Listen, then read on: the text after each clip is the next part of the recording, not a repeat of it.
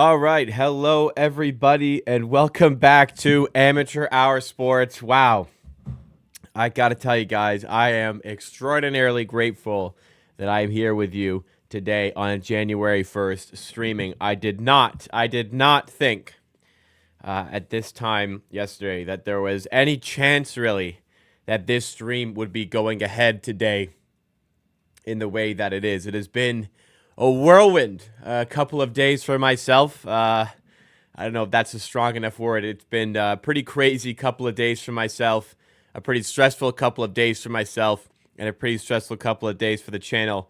I very much hope, and I very much, I don't want to say I believe, I don't want to jinx anything, but I very much hope we are on the other side of things at this point now.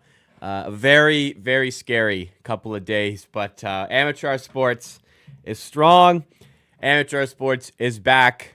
Thank you, everybody, for the support through that process and through everything that went down. A very unfortunate situation. If you have no idea what I'm talking about, I pinned a video in the chat, but essentially, the channel got hacked, and for a period of time, it was a Shiba Inu. It was called Shiba Inu. It was pumping some cryptocurrency, I think. It had like an Elon Musk thumbnail on a live stream. Ended up making me lose about 100 subscribers, which is a real big shame because the night before I got hacked, the channel hit 18,000 subscribers before the end of 2024. That was supposed to be some big milestone at the end of the year. So that got ruined, sadly. But I think considering the situation, there was definitely more damage that could have been done. If when this situation began, you offered me channel gets recovered in 2 days and you only lose 100 subscribers, I think I would take that deal. It's a shame. I wish I didn't lose any. I wish it didn't happen, but it did happen. And since it did happen, 2 days, 100 subscribers, I think is damage controlled on this situation. But yeah, the channel got hacked. In the AM of December 30th. I didn't realize for a few hours because I work. I have a job. This is not my job, my main job. This is my side job. I have a job. I was doing work. All of a sudden, I get all these. Well, actually, I didn't realize what was going on. I just went onto YouTube because I use YouTube as my second monitor, just for like shows and podcasts and stuff while I'm working, and I noticed why. I noticed right away I was logged into the wrong account. I was logged into the Amateur Hour TV account, which is actually like my personal Gmail, which it's not my primary email, but it's my primary Gmail email, which I use on the Amateur Sports 2 account. So I was in there, and I saw I was subscribed. I'm not subscribed to it. Like I'm only subscribed to like amateur stuff from that. And I saw I was subscribed to this Shiba Inu thing. So I click on it. I'm like, why the hell am I subscribed to this? And then I open my emails. Like, something was just off because then I couldn't sign in. No, this is what it was. I went to this Shiba Inu thing. Like, why am I subscribed to this? I guess it was like some bot like subscribed. I don't know. Like, you ever feel like you're automatically subscribed to like a Twitter account sometimes or a YouTube account? I don't know. So anyways, I unfollowed it. Or I unsubscribed to it. And then I went to go change my account to Amateur Sports, which is the account I actually used to do like just my regular YouTube watching. And the account wasn't there, which kind of made me go, that could be a problem. But I was like, okay, maybe it just logged me out. I just need to log back in. Then I went to log back in and it said your password was changed 4 hours ago. I was like, oh shit. So I opened up my email. I saw all of these emails saying, Google security alert for your account. And that's when it kind of dawned on me, oh, that Shiba Inu account, that's my account. That is no longer my account, it would seem. So, so the Amateur Sports account got changed to an account called Shiba Inu. It had a Shiba Inu dog as a profile photo. It had an Elon Musk thumbnail for the live stream that was going on that. I don't really know what the hell the motivation was behind this, but it didn't seem like there was anything to gain from doing this. The only thing it caused was some extra suffering for myself. Oh, you know what it was? How I actually found out. I wasn't going to watch it. I was going to upload the De'Aaron Fox video that went out today. Instead, I was uploading that video on the 30th, and I couldn't sign into my channel to upload it. That's why there was an issue there. That's why I noticed. And then, man, that sinking feeling. Yeah. So unfortunately, yeah, people have been asking the chat here. Unfortunately, yeah. I mean, I don't blame anybody here. If I did it myself. If I logged onto YouTube and saw I was subscribed to some Shiba Inu shite coin, and I was like, why would I be subscribed to this? So I unsubscribed. I completely understand. I did it myself. It's a shame that it cost me that many subs, especially after we hit a milestone. But again, I can't really blame people. Hopefully, those people do see the channel back and then eventually do resubscribe. So hopefully we do make up for it in the end. But the road to 18,000 subscribers has to restart a little bit here. Thankfully, the De'Aaron Fox video I posted today is actually crushing numbers. It's doing even better numbers than the Pascal Siakam video did. That one's on 26,000 views. So if this one keeps trending in that direction, that'll actually boost the subscribers again. But yeah, the situation, I mean, I can't describe to you the feeling. Like, I've put my soul into this YouTube channel for like 5 years. I put so much work and dedication, and the thought that I would potentially lose it all in just one fatal swoop was dawning on me. Horrific feeling, like the pit in my stomach, trying to figure this out. Immediately looked at all these measures to try and get my account back. It was a very swift hack job. It was very well done hacking, because within 2 minutes, within 2 minutes, they got into my account, changed all of the recovery account methods so that I was completely locked out of the account. I managed to get in contact fairly quickly with Google support, which was great. I'm actually astonished how fast things sped along with Google support. I've seen cases like this take longer. My work account had an issue once, and it took over a year for one of our accounts to be restored, to the point like we didn't even bother. We had made a new one at that point. So those sort of thoughts were coming to mind, like, okay, like I may never get my account back. Even if I do, how long is it going to be? The fact that like it took such a small amount of time is incredible. And what also helped is that yesterday was New Year's Eve, so I was up till like 1:30 with some friends, and then I hosted, so I was cleaning up, because I hate fucking waking up and then cleaning. So I cleaned before I go to bed. A little favor to me in the morning after partying on New Year's Eve. And then at 2:30, as I'm wrapping up cleaning, I noticed Google support sent me another email. We had a few emails that they were able to recover my account. So I spent an hour and a half going through that recovery process, trying to change the channel back to normal. That worked. Then in the morning, Google, YouTube, in an attempt to revert my channel back to normal, even though I had already done it myself, accidentally changed the name and logo of the channel. So then I had to do that, but then it wouldn't let me change the name again, so I had to get in contact again today.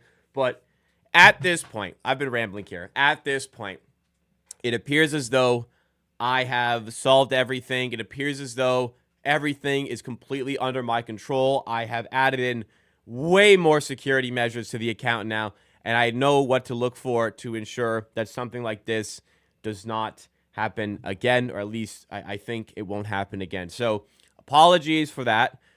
This is also on the back end of me having not done a video in a while, so an even bigger delay for videos in the channel. But the video today is being well received viewership-wise, and I apologize and thank you guys for bearing with me through this process, first of all, and for the very supportive words that came my way during this time as well. Like, I'm telling you, I was spinning out of control when I saw this breakdown, and some words of confidence from other community members, other YouTubers, really helped me through this situation. So thank you very much for that. I'm happy we're here. I'm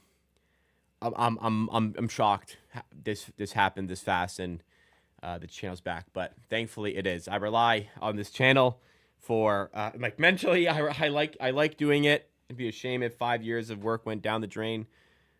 But let's be candid here. Like, financially, it's important as well to have this in the back pocket as a side hustle. But it seems as though, like I said, we are all good on that front, and got it sort of quickly. Yeah. Wow, it could have taken a lot longer. Anyways, thank you guys for joining me here today. Appreciate it. We're rebuilding on the road back to 18,000 subscribers. I'd really appreciate if you hit that like button.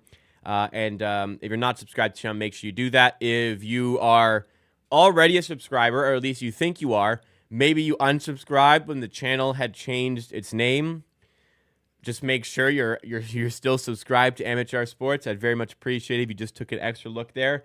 Because you unsubscribed to Shiba Inu, you unsubscribed to Amateur Sports without knowing. So I did the same thing on my second account. So I can't blame you in any way whatsoever. All right. Hopefully, look, Happy New Year, guys. Hopefully we can make 2025 a great year. But it was a really shitty way to end 2024. Shit happens. As they say. But the people in the chat today, thank you so much, first of all, to our members. Gregory with the 12-month badge. Amazing support at the back end of 2024. And, the 12-month badge throughout 2024. Thank you so much, Gregory, for tuning in once again. We have Remus Curry, bro, an ever-present, and one of our 2-month members here. Sumaya potentially watching behind the scenes as a 6-month member as well. Appreciate you guys being members. I will try to get back to member content shortly. It's just the holiday season's been a little bit crazy. And now this to add on to it. My head's been in a shed the last couple of days dealing with this thing, man. Winner one in chat as well. Alex Wang, Sahaj Chala, Laura Wong, G, Nathan McKay, Luxius, Victor R, Foyle. Thank you, everybody, for hanging out with me today. Let's go through what the chat's saying here. We'll talk about basketball now and stop talking about me, by the way. But Alex Wang mentioned earlier, please give me strength to watch the Raptors this season. I don't know how to describe my feelings. So, I always tell you guys when I'm watching these games with you, it's like, man, if I wasn't streaming, I'd turn this game off by now. Well, prime opportunity to do that yesterday as I watched the Raptors play against the Boston Celtics. Very ugly first half, but at least neither team was playing well, so the Raptors weren't down by that much. Then the Raptors decided second half they still weren't going to score at all, except Boston were going to just start hitting threes, so it would crush them. Raptors lost by 54. It definitely got to the extremity that I was like, I have to see how bad this gets, right? I have to know how bad this gets. So unfortunately, I will have to endure this entire game. So I sat through the entire game. The Raptors lost by 54. That is their largest loss in franchise history. I believe that is the third time Darko Rajakovic has set that record for this team.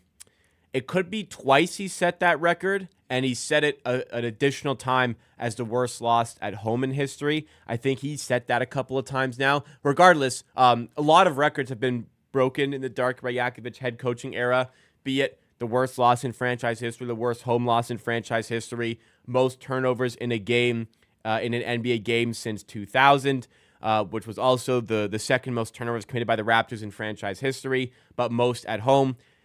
Scotty Barnes talked about how, we lose by 30 every game. Well, how about losing by 50 instead, huh? 30, well, instead of losing by 30, let's just lose by 50. The good news, and I said this on Twitter, the good news about losing by 54 is that, I say all these records being set and this Darko Rajakovic coach team, Darko just keeps on breaking records for the Raptors, right? The good news about losing by 54, even for a team as bad as one coached by Darko Rajakovic this season, even this team will struggle to lose by that much again. So we may not be able to break that one. We're going to set it so that it's so unbreakable that we probably can't get back to that point. We probably won't lose by 54 plus again, right? So that record seems to be pretty safe, and you don't have to worry about more infamous records for this team. In the last couple of days, though, look, when you lose by 30 to 50 points for 4 consecutive games, there's going to be some conversations about coaching. Now, those conversations were brought up by me probably 13 months ago because I saw the direction the team was heading in with the coach. If you guys know me, I'm not a fan of the head coach. However, I don't really see any benefit of firing him right now. He's going to get to the end of the season. But, all of a sudden, a bit more pressure seems to be mounting from the Raptors fan base about the coach. And it's taken a long time for me to see people come around on this. But I don't think Darko Rajakovic is going to. I think, and I said this in the last stream we did, which was the loss to the Hawks, which we lost by, was it 36? No, was it 36? No, it was 29. It was 29. Well, we didn't lose by 30, actually. We lost by 29 consecutive games. We lost by 29 to the Grizzlies. We allowed 155 points. We only lost by 29 there. I said after the Hawks game, or during the Hawks game, that I think this time next year, like 1 year's time, calendar year, so January 1st, 2026, I believe Darko Rajakovic will still be head coach of this team. But end of the season, maybe some conversations around that will come. But going back to the original comment, Alex weighing on giving you strength to watch the Raptors this season, I listen, I hope my goal is like this content is entertaining enough for you to want to just keep on and watching along with me. But yeah, if I'm just watching myself at home, it's definitely a bit of a grind at this point to continue watching this team. Absolutely. I feel like I would. I like the journey, but if you're not as invested as maybe I am from a content perspective, I can completely understand why you may not want to watch this. G said, why do people unsubscribed? Yeah, there was a weird stream that was posted and the channel was changed. So I understand why people unsubscribed when the channel got hacked. Juju the GOAT says, do you think we are going to get De'Aaron Fox? I don't think so. I made a video about it today, which you should check out because I talk about it in greater detail. Essentially, we can do it, but it doesn't really make sense from a asset standpoint to give up stuff, and it doesn't really make sense from a fit standpoint to get a player like De'Aaron Fox. Victor says, do you think Barnes is going to make the All-Star team? I don't think so, but if he puts together a really good run right now, maybe he's got a chance. I tried to DM your Twitter account. Only verified user can, so I'd love to comment on your amateur reaction channel. You don't have to be verified to DM me on Twitter. A lot of people who DM me who are not verified and did message me regarding the situation. That's weird. Yeah, there's people who've DM'd me that aren't verified. I don't know. That's weird. Sorry about that. I didn't implement that or anything. So again, apologies if that's something that's happened. If only RJ wasn't sick, we would be able to see if Darko really blows or not. Yeah, I mean, one game wouldn't be really indicative. But if you guys haven't seen, Emmanuel Quickly's back for the Raptors today, which is great news.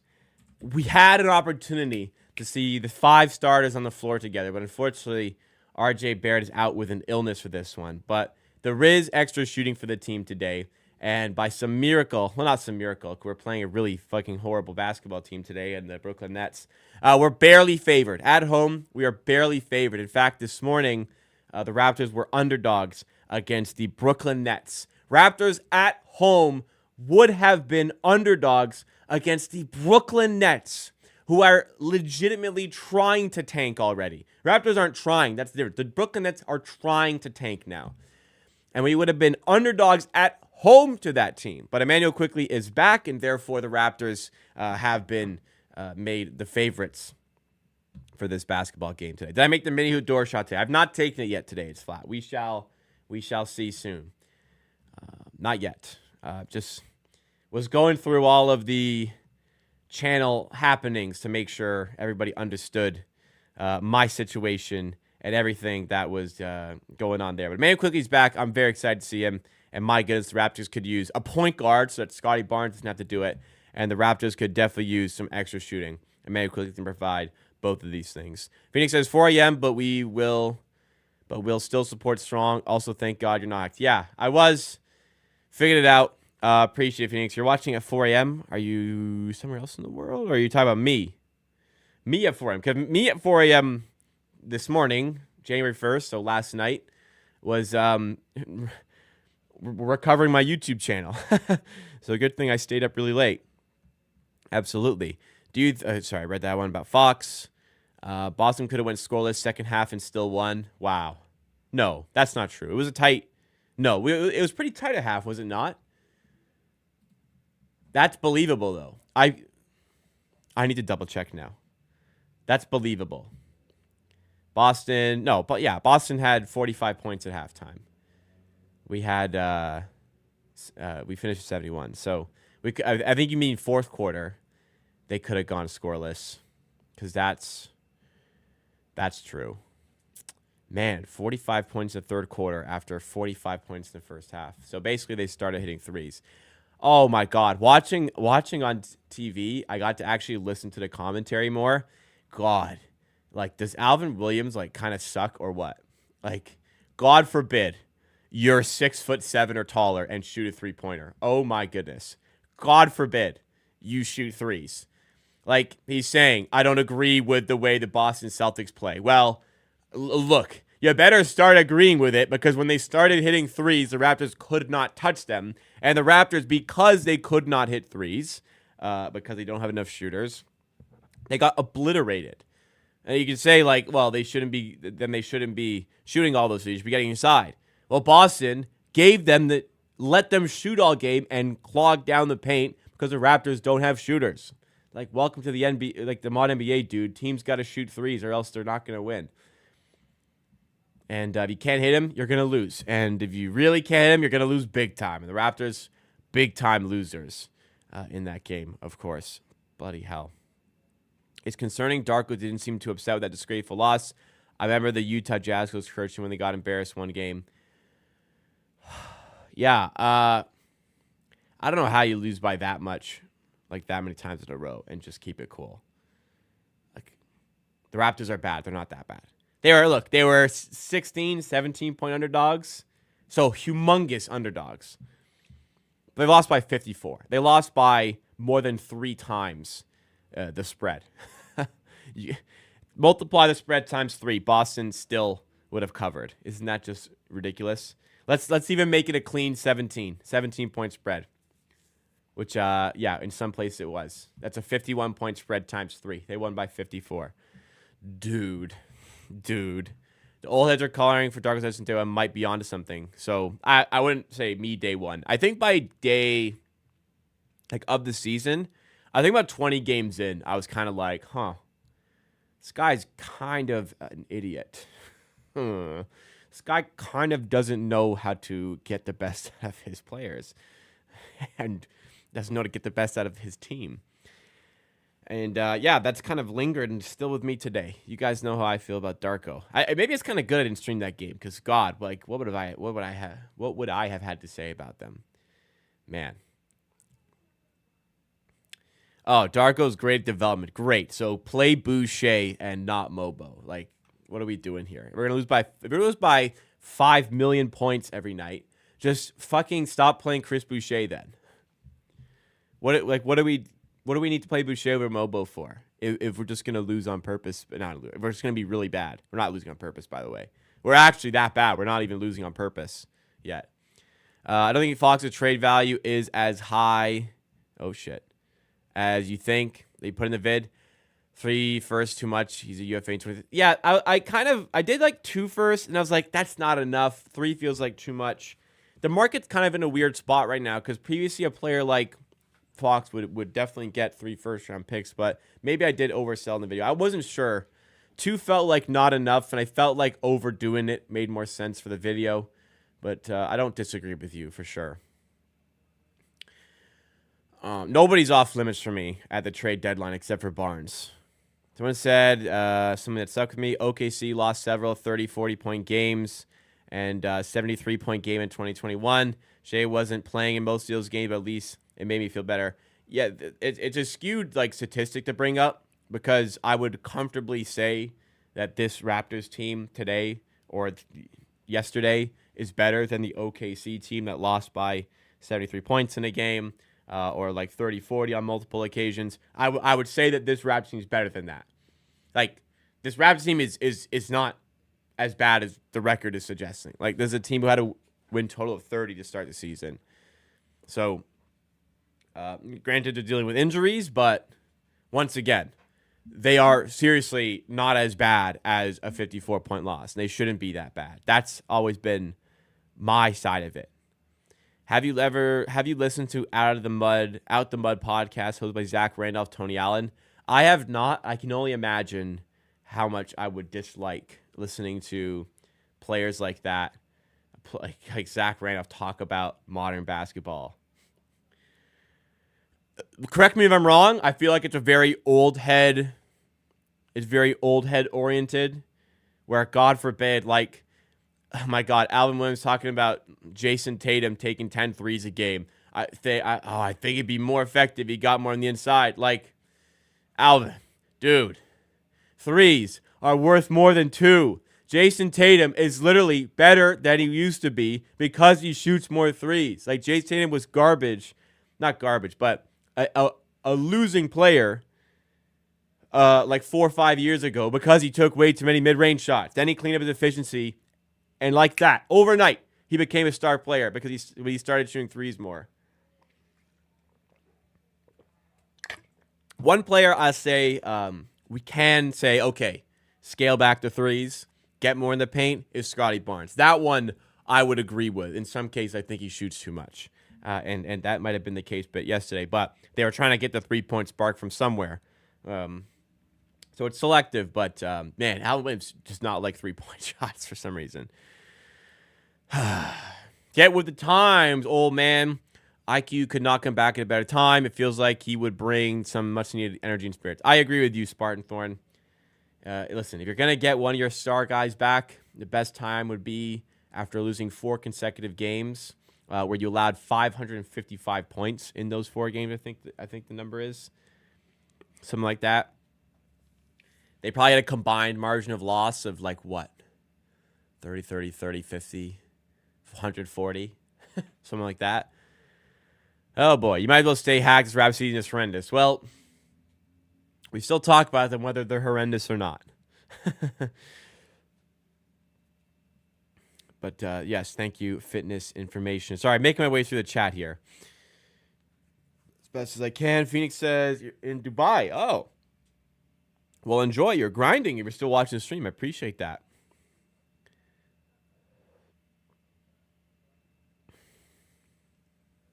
Oh, if Boston had only played the second half, they would have won. Yeah, wow. We get 4 quarters, they get 2, and they still would have beat us. Oh, man. They play a perfect brand of basketball, get the other team in rotation every possession, wide open threes. Yeah. That's just the league today, man. But, hey, it may all be worth it when we get a high draft pick. Depends how high it is. Yeah, D'Angelo Russell playing for the Nets today.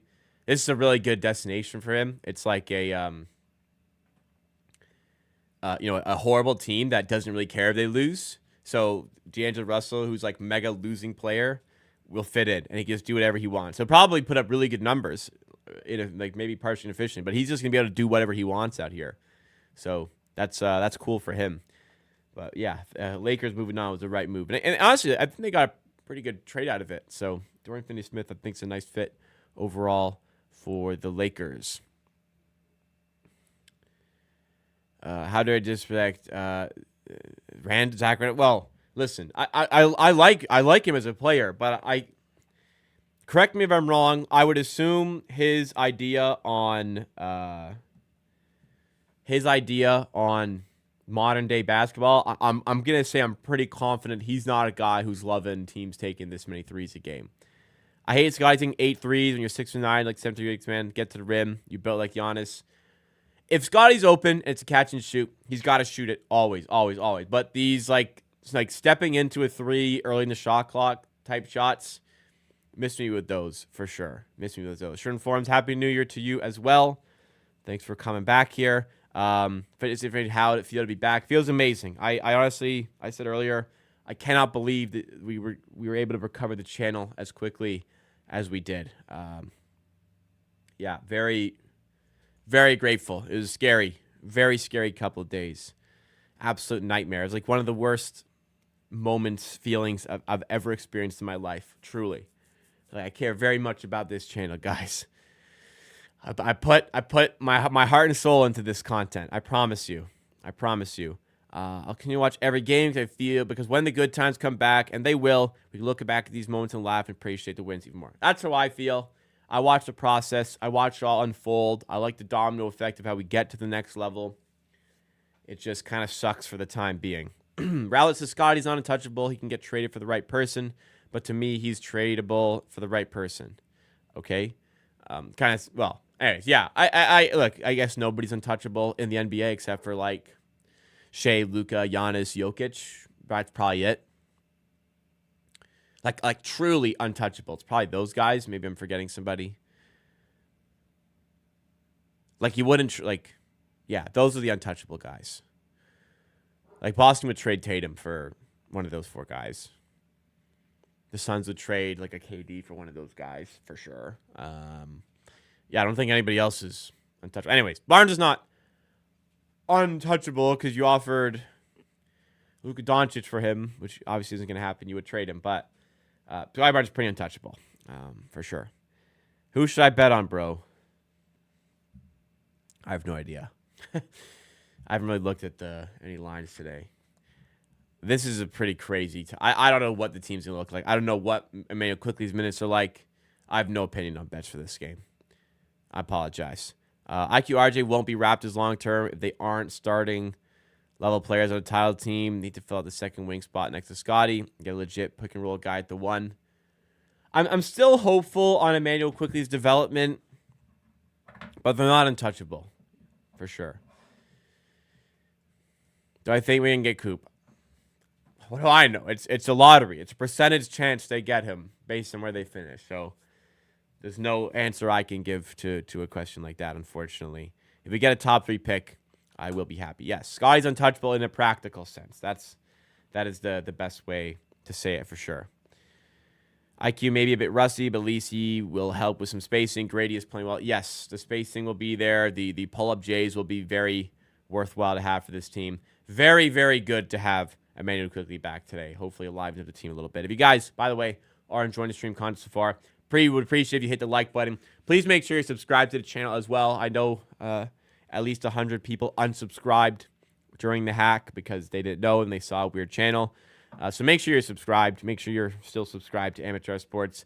Help us on the road back to 18,000 subscribers, which we had hit on December 29th and then fell back under. But we're back up. Well, we're going to build back up to that. Please make sure you're subscribed to the channel. All right, it's door shot time. Wow, after everything I've been through the last few days, it feels really nice to get a door shot in, especially after I'm 9 of 26. And if I miss this, I'm shooting 33% on these door shots, which is not a good spot to be in. So let's do this. Hat backwards. We learned my lesson last time when I hit my hat in my backswing, if you will.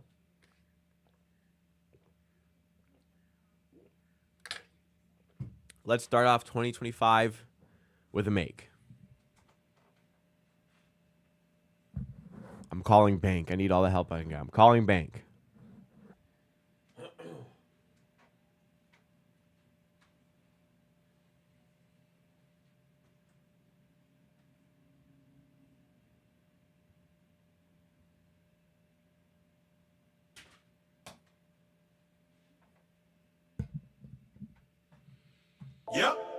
Yep.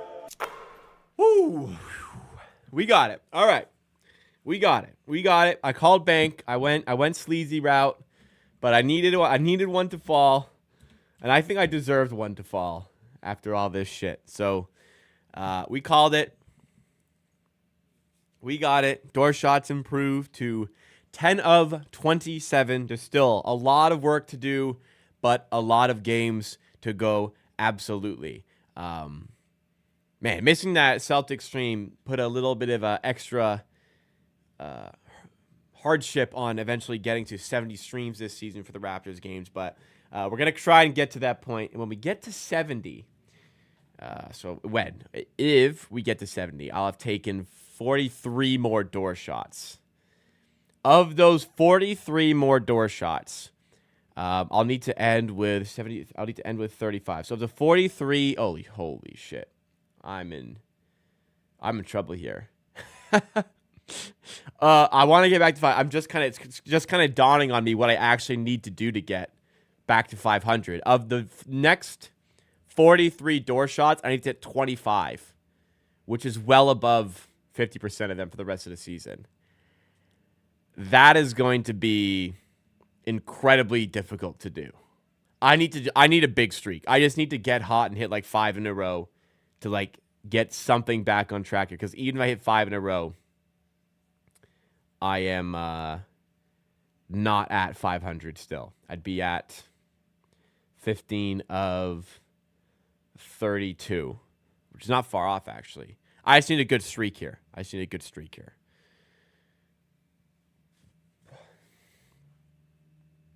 I've made more shots than Raptors have wins. I'm doing all right. Yes. But that's kind of embarrassing still. I am, however, I'm taking less shots than they have games played. This is game number 34. And door shots, you can see I've only taken 27. But a make is a make. We move on. We move forward. Why are they showing highlights from this freaking game? Don't put you know what I don't understand? This is what I still am confused about. Sorry. This is what I'm still confused about.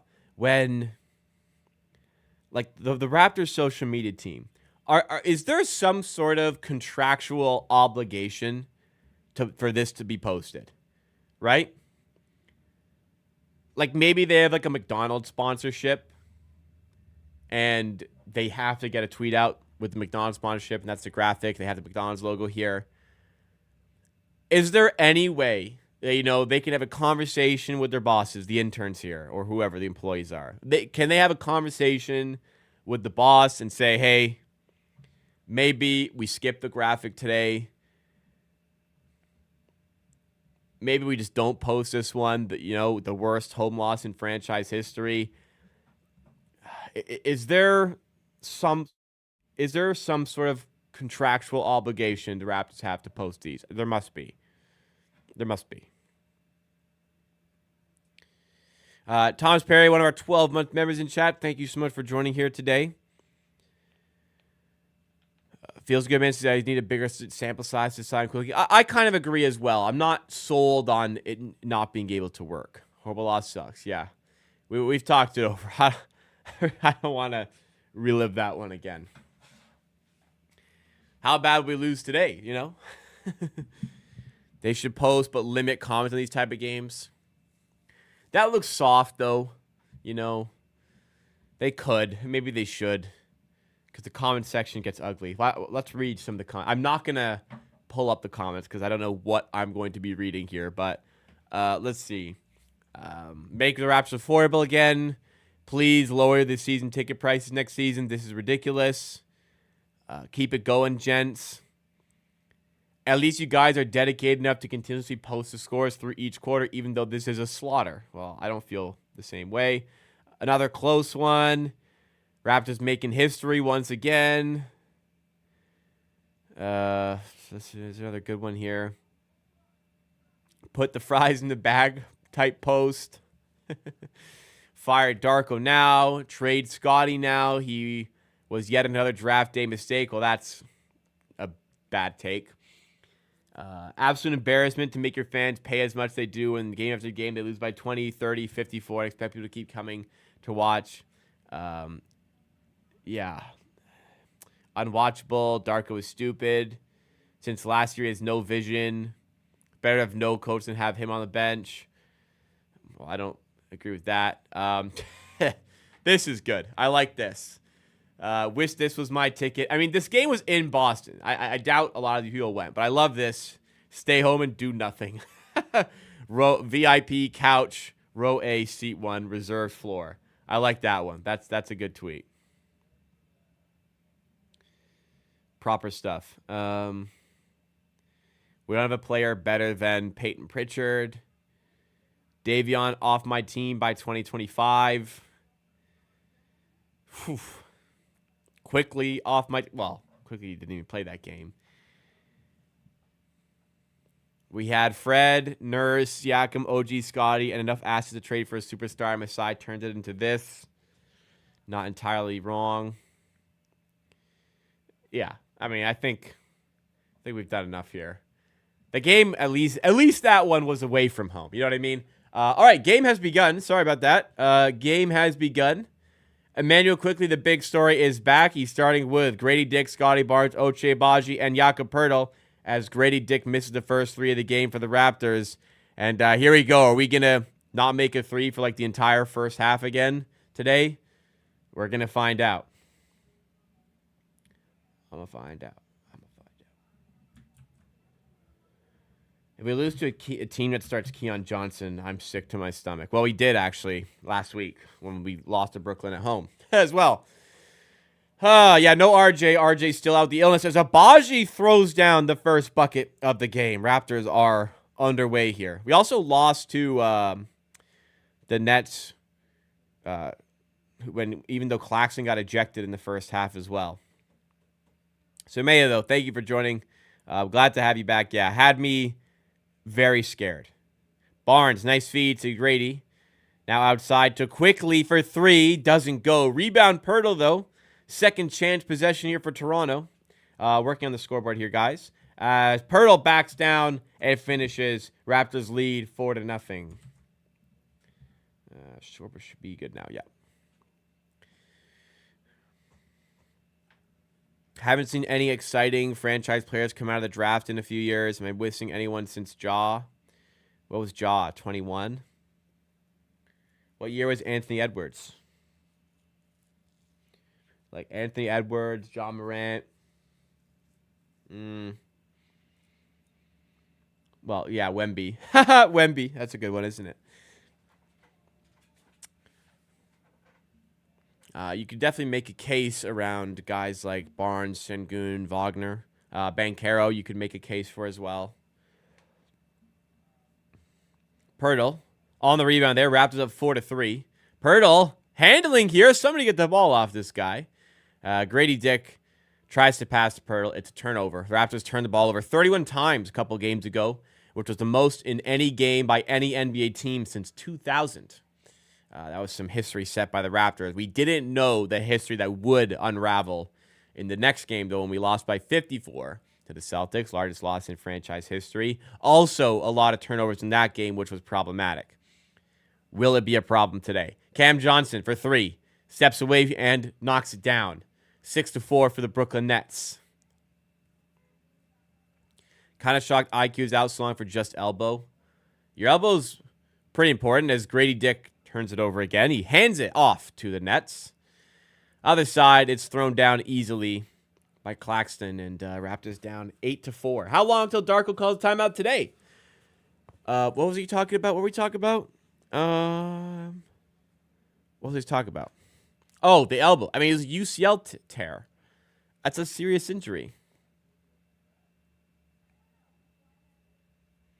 Barnes, Banchero, Mobley, don't move the needle. We talk about franchise, top dog type players. I think you will change your tune on a player like Banchero when healthy. But the rest, I can see the case. Like, Mobley doesn't move it for me. As another three drops for Brooklyn by Cam Johnson. I would say Banchero will be into that category. Barnes, you can make an argument. Mobley, you cannot make an argument. Quickly, outside for three. Doesn't go. Rebound to Claxton. Raptors down 11-6. Have not been able to hit a three as of yet. Not for the lack of trying. Brooklyn, definitely knocking down some shots in the early goings here. Can they add on to their 5-point advantage? Claxton to Simmons. Now Johnson. In the paint. Loses the handle. This guy stinks. Abaji on the rebound. Gets it out to Grady in transition, who misses his layup. And Abaji can't put back the layup. Got to make our layups.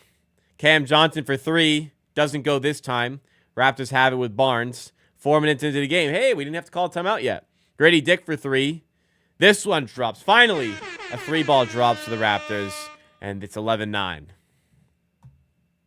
Mobley's really good. But, yeah, if we're talking about, like, 1A type player, he's never going to be that.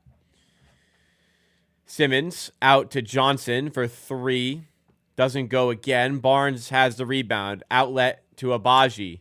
Transition three. Feeling confident and for good reason. Ochai Abaji knocks it down, and the Raptors, well, actually, they call it as a long two. And it's an 11-11 game here.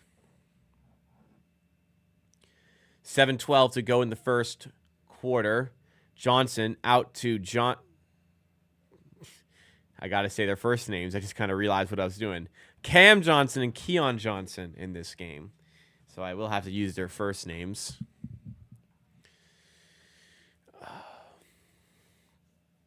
Spacing's already looking a little bit better for the Raptors here. Yeah, Baji's foot on the line there. Good call.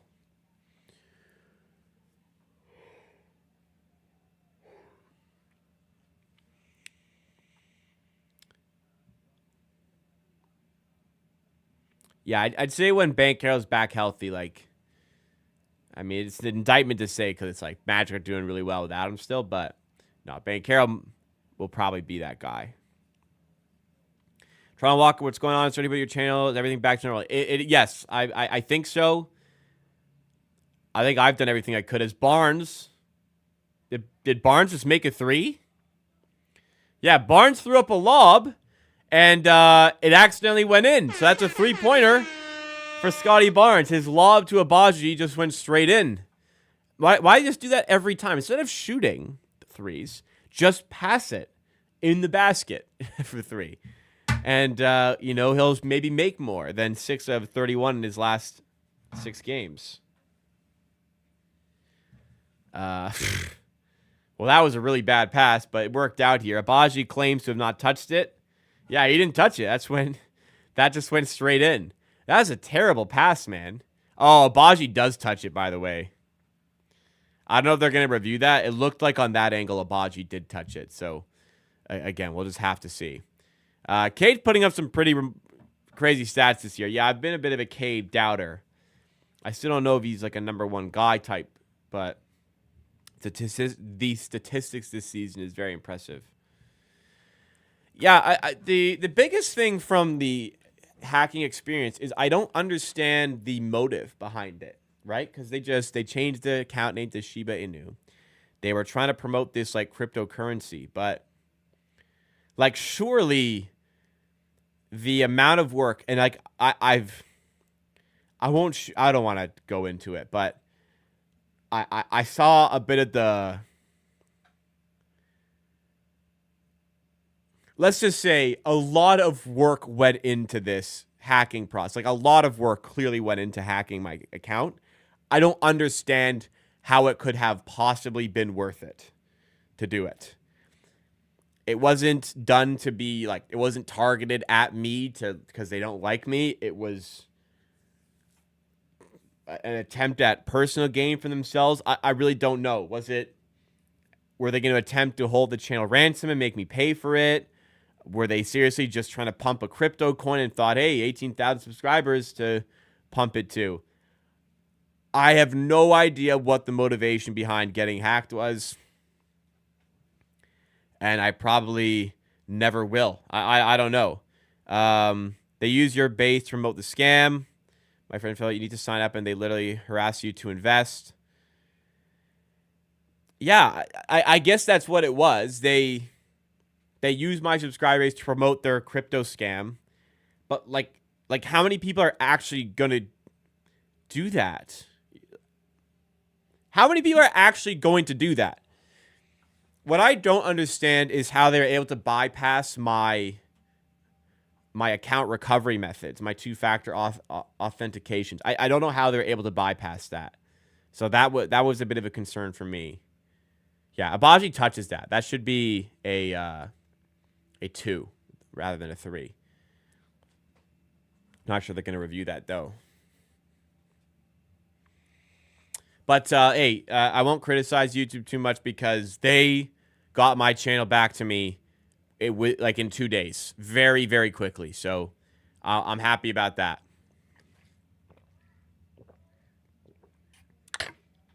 Jamal Shed in the game as the backup point guard. So interesting here. Davion Mitchell not being used as the backup right now. Is he on the way to another DNP coach's decision?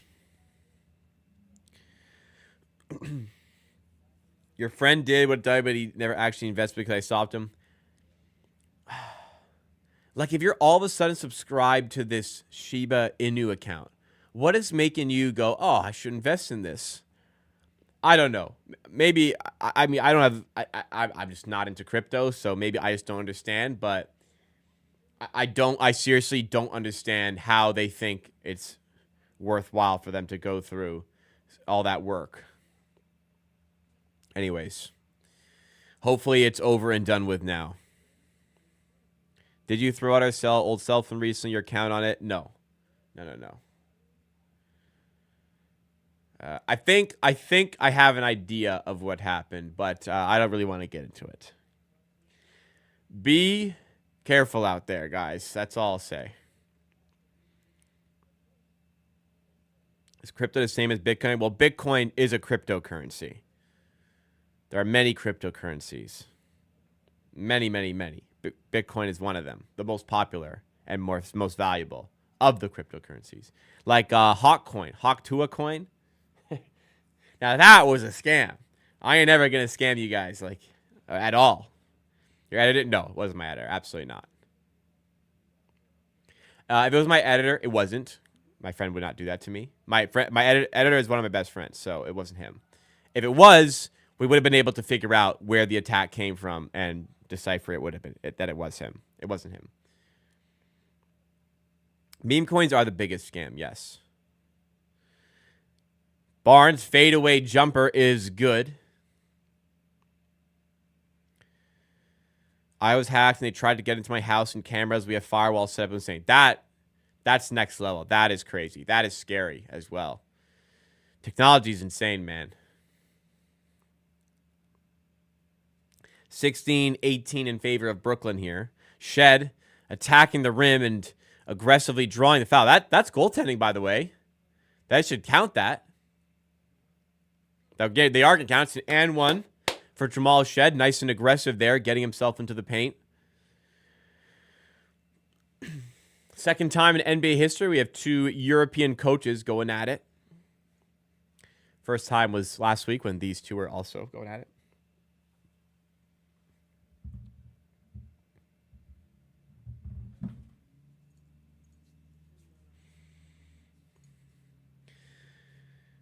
Be careful out there, everybody.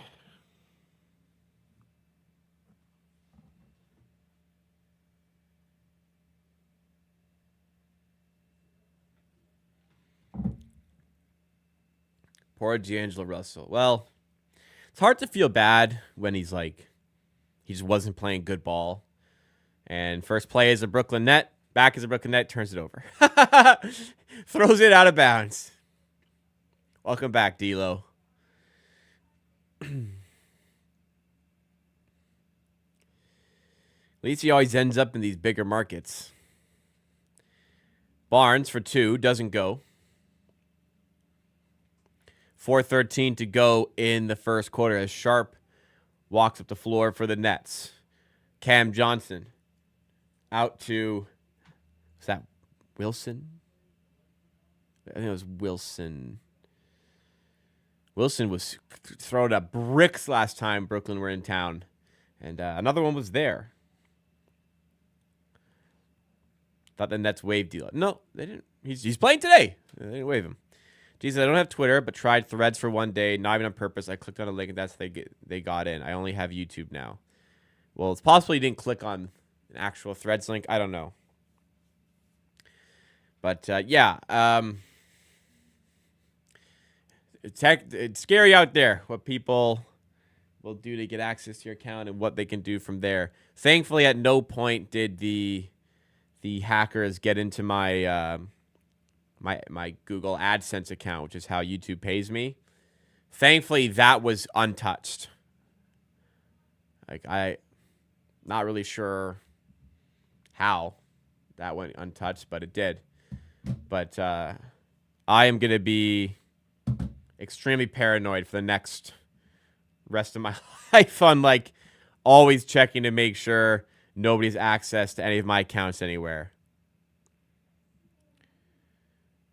Didn't D'Lo sell out his teammates by leaking private conversations about side chicks? That was a long time ago, but it is alleged that he did do that to Nick Young, Swaggy P. That is correct. That was that was a long time ago, that story.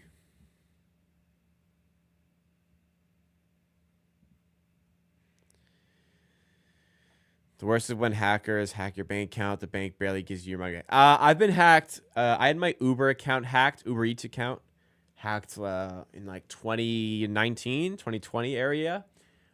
People spent $400 on St. Louis Bar and Grill in Montreal.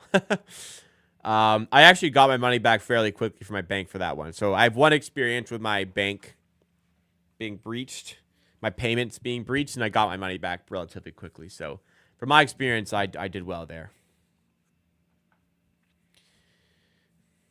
Did we challenge? I didn't realize we'd use our challenge there. I feel bad. I feel especially bad considering the time went down right on New Year's. Yeah. Bad timing there. I'd say the worst timing was the fact that the channel had just hit 18,000 subscribers. And then now I'm no longer at 18 because people unsubscribed, but it is what it is. We're climbing back up since the start of this stream.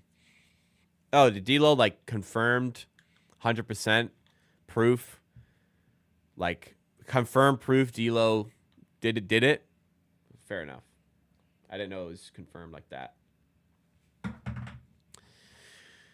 Snitch. But I mean, also, like, do we respect him for respecting women like that? Double-edged sword. That was not a foul, by the way. Raptors ball. So he won the challenge. See, I'm okay with if you see a replay and go, I'm 100% going to win this challenge, I'll use it early and guarantee I'll win. I'm fine with that.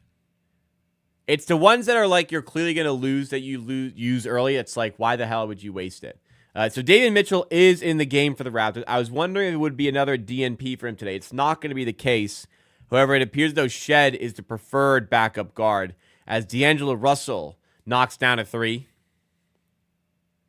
D'Angelo Russell's girlfriend, I believe, is from the area, so it'll be a fun game for him to be playing in today as he gets a steal on Shed now. Goes to the rim and finishes over top of Davion. And it's a 5-point game in favor of Brooklyn. Walter trying to move quickly, going coast to coast. He's got Shed, Mitchell, Pirtle, and Boucher on the floor with him. Pirtle back out to Walter. Defense comes to him. 10 on the shot clock. Still time for Walter to find something. And a foul called now. He draws the foul.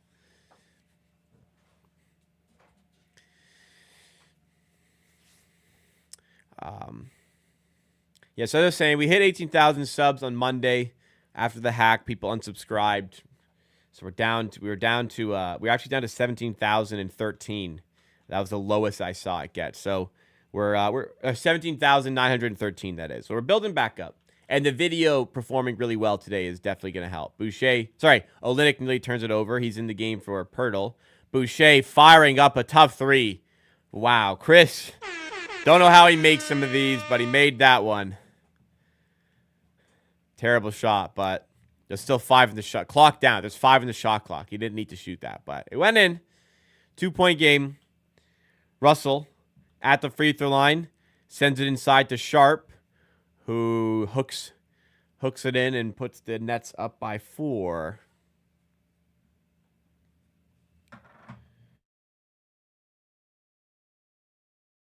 Walter for 3. Bang.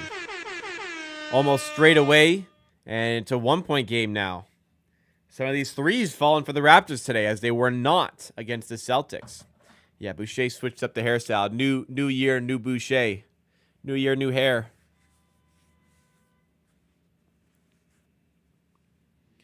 Damn it, he knew that one was going to drive. He's backing away from it.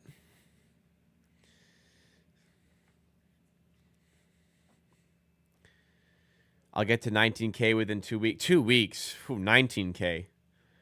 Maybe in like 6 months. I don't think we're gonna move that fast.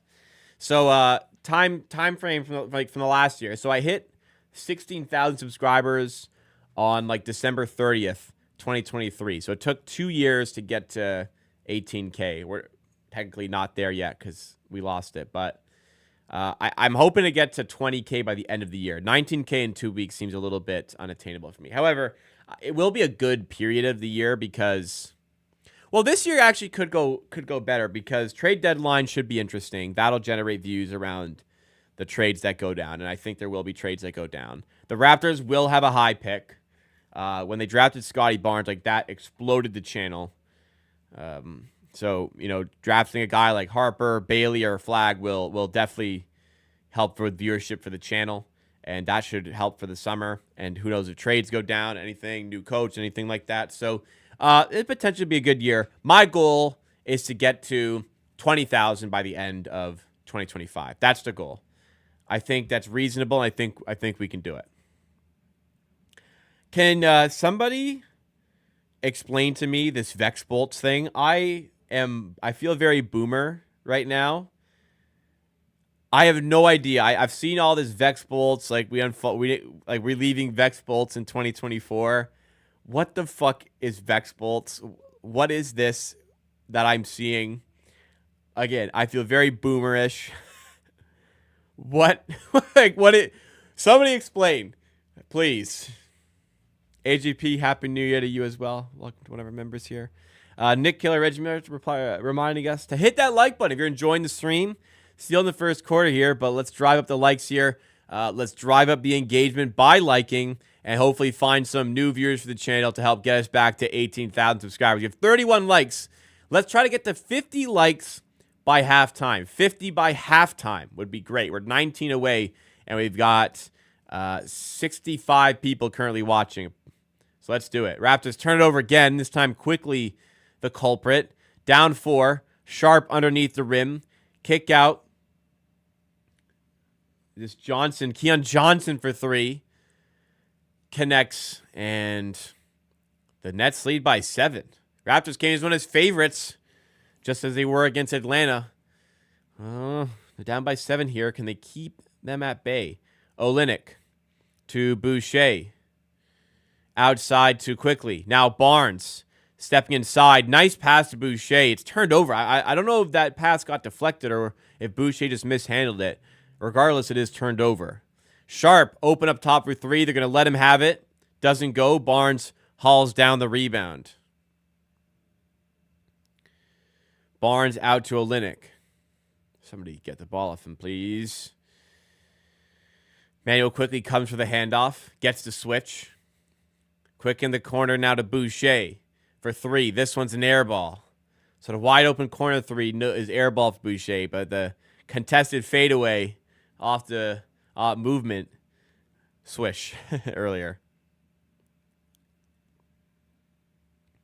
8-0 run by Brooklyn. Raptors have already used 2 timeouts here. Yeah.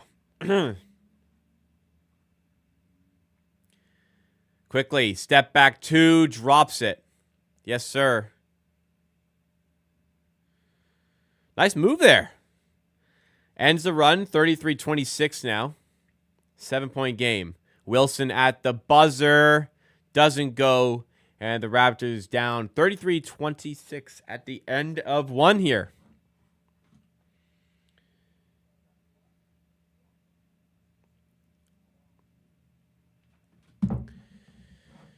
My desk is Darko is encouraging Barnes to shoot more. Well, yeah, he's been vocal about that, but I think there needs to be a bit of a cap on it. You know what I mean? Yeah, I agree with Arkin, Sam, and chat. It's okay to lose, but just not by 30 or more or, 50 or more. Agreed. Well, box score from the first quarter here. This is the Nets. For the Raptors, Grady Dick's got 5.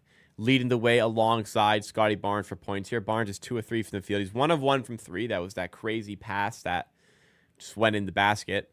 Pirtle's got 5 rebounds, but not a lot of scoring here. First quarter doesn't really give you a whole lot about how the game is going typically. D'Angelo Russell leads all scores with 7 off of the bench. Raptors shooting 50% from the field, 40% from 3. Brooklyn 50% from the field, 50% from 3, and that's pretty much the difference. They're shooting a little bit better. They've made a couple more threes. They have 1 extra possession here.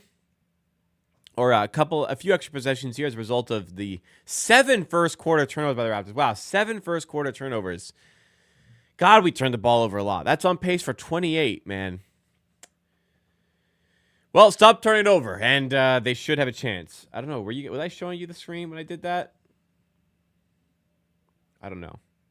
7 turnovers for the Raptors. Here's the shooting numbers. I don't know if I showed you the box score. I forgot. I actually don't know if I had it up. Here it is.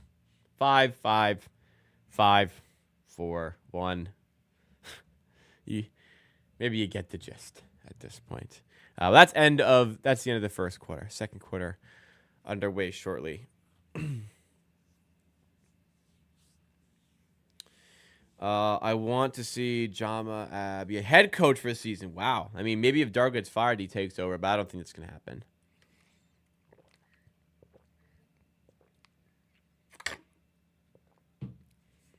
Arkin Sam says, took my kids to Scotiabank Arena to let them see Scotty play. They came out telling me I'm looking at the wrong guy and said, it's Grady. That is special, not Scotty. Wow. We got some Grady Dick fans. Better get to some black Dick jerseys. I've got one on the wall here. Who's the worst defensive team in the NBA? It's probably Washington, but we actually might not be far behind at this point.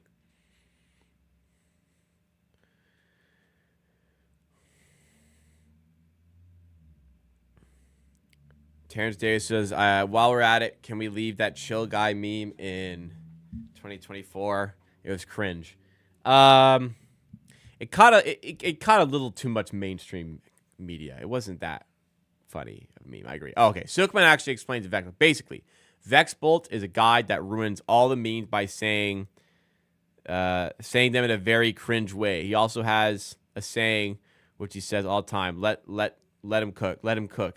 He's a let him cook guy. That's why we left Vex Bolt in 2024. But man, I don't know how that became such a movement. Like this guy lost like 4 million followers on TikTok or something. Humanity, when they come together. What's something else we can leave in 2024, guys? Can be basketball related, can be not basketball related. What else can we leave in 2024? I think 50-point losses we can leave in 2024. That would be good. Utah's the worst defense. That checks out. Grady Dick puts it up. No good.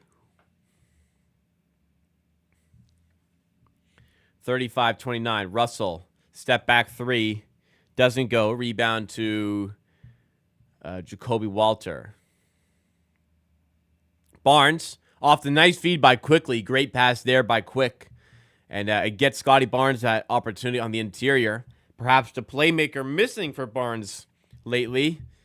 Getting him that look inside. Running on about 3 hours of sleep here. I'm pretty tired already. It's 8:10 and I'm pretty wiped. Will Lewis shitting on the Raptors the other night. He seems to have lost all hope. He doesn't tend to like overly shit on the Raptors like, let's say, I would. He usually is a bit more defensive of the team, but I guess that one made him blow his lid. I don't know. I haven't listened to what he said there.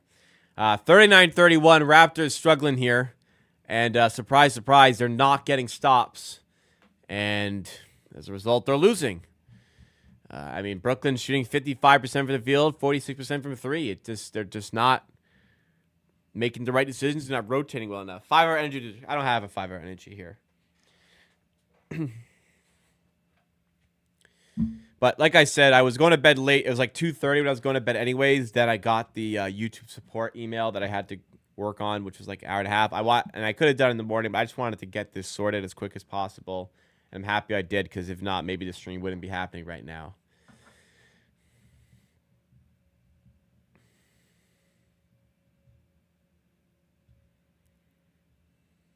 Can we leave Warriors not trading for a center and playing small ball in 2024? Well, Kevon Lee's not that good anymore. Do we really have to leave the Warrior style play 2024? All right, I'll let you have that one, Sukman. I wonder how much say coaches have in bringing in players. Probably a lot, no?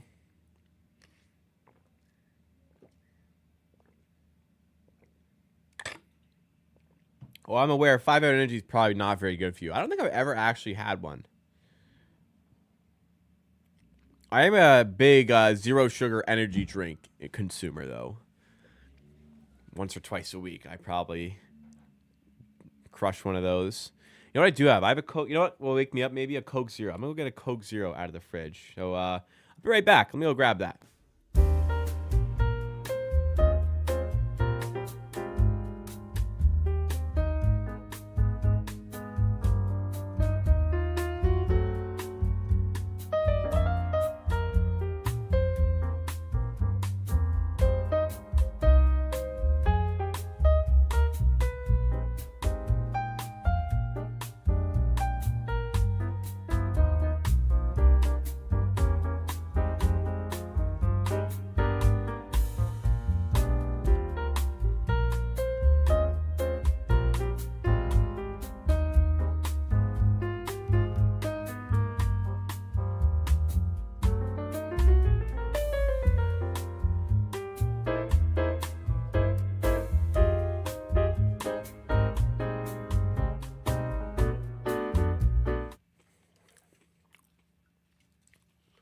Coke Zero.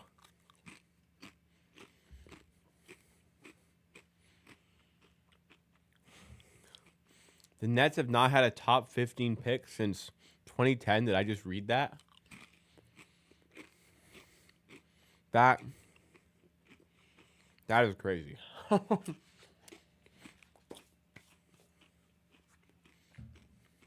That Kevin Garnett, Paul Pierce trade will haunt them.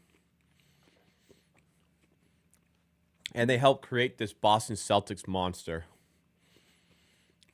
Fuck Brooklyn, as Masai Ujiri once said.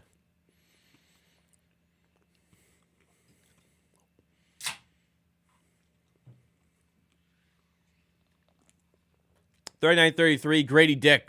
Nice move past Clowney to get the 2. 4-point game. Yeah, having Barnes on a point guard definitely looks better here. I'm glad we can start putting these Barnes should play point guard instead of forward. I'm happy we start putting these conversations to bed. Clowney, 3-ball, doesn't go. Barnes hunting down the rebound. His energy's improved today, which is nice. Can he create something here? Fadeaway 2 there is good. Barnes been working on that two ball. It's been working for him lately.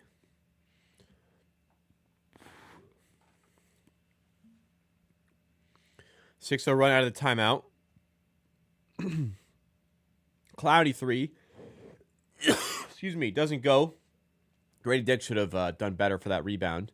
Good rotation by Grady, though, here. Take away D'Angelo Russell's easy look for 3. Russell still made it, but that was a really tough shot.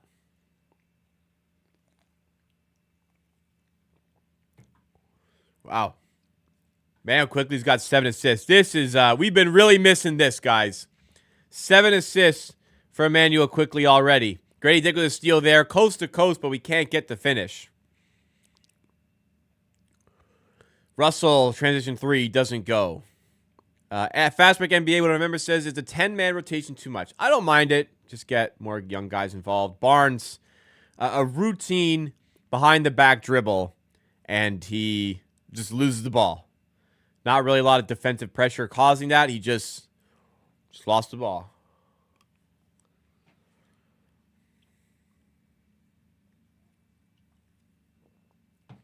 Turnover is a problem for the Raptors once again. And man, quickly helping things out by putting in the and one. It's a 3-point game and a chance to make it a 2-point game here.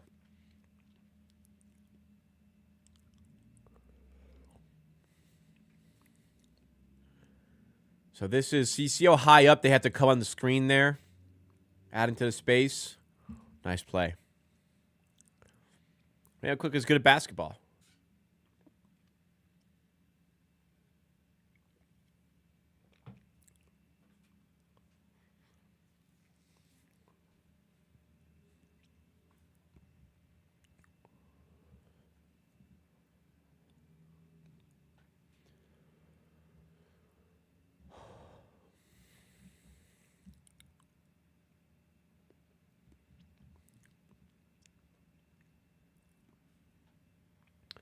Quickly completes the old-fashioned three-point play. 51 turnovers in last 3 games, including current game. That's a lot. Pirtle with the rejection on Wilson. Taking it away at the rim. Out of bounds for a Brooklyn ball, so still need to complete the possession. As a reminder, guys, if you're enjoying the stream content so far, please hit that like button. Help get us up in that YouTube algorithm we try to rebuild after the hacked channel debacle of the last couple days. Cam Johnson going past Abaji. No, he's not. He's blocked at the rim by Abaji, and it's a shot clock violation. They should have let us play through it, but what a defensive effort there by Abaji.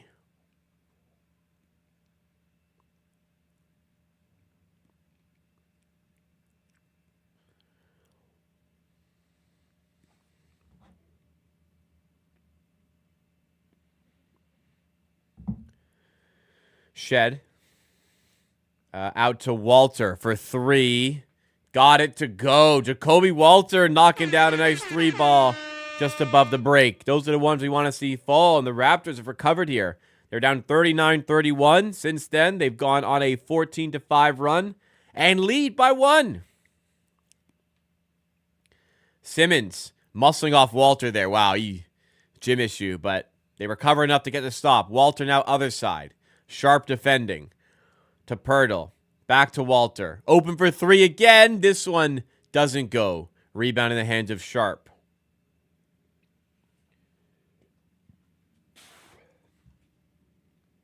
Wilson, or Clowney, excuse me, lays in down low for Brooklyn, and they restore their advantage.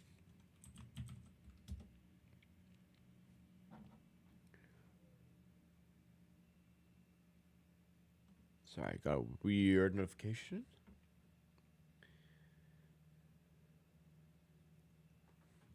Don't worry, I didn't get hacked again. At least I don't think so.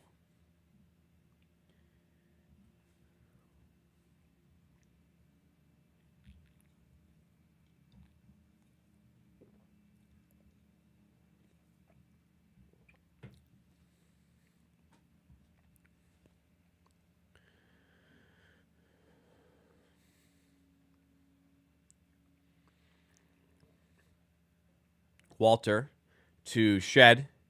Nice move in the paint. Ooh. I feel like he could have gone up there. I don't know. Sharp was lurking, but he had done a great job to get past him. I think he had a layup opportunity there. If he uses his body a bit better, keeps in front of the man. Maybe I'd have to see the replay again, but if he keeps his body in front of the defender, he got a chance. Well, it doesn't matter. Shed inbounds to Walter, and a breakdown on defense by Brooklyn leaves a wide open rebound, and Walter has the Raptors up by 1 once again.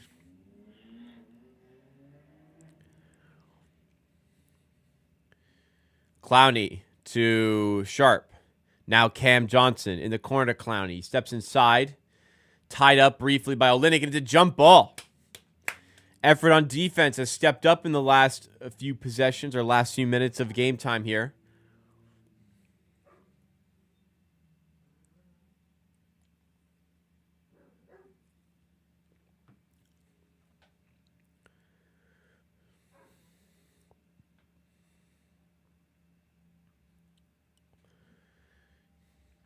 Jack Armstrong says, why do the first-round picks get guaranteed contracts, but second-round picks don't? So 31st doesn't get a guaranteed contract, but 30th pick does. Well, Grady Dick for 3. Great stuff there. Drills it, and what a little run here by the Raptors. I could say little run. It's a 19-7 run, and the Raptors lead 50-46. We like it.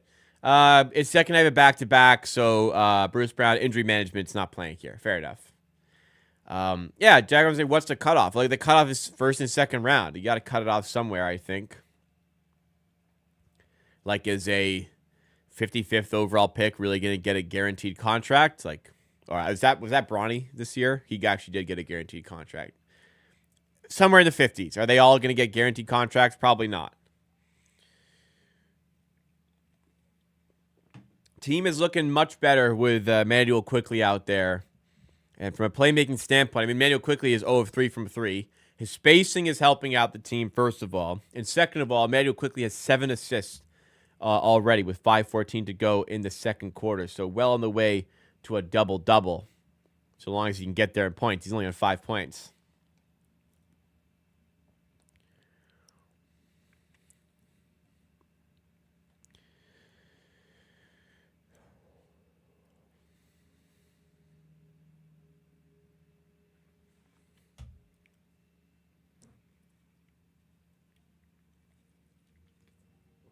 Definitely a lot more fluid here. But it is only Brooklyn. Let's see.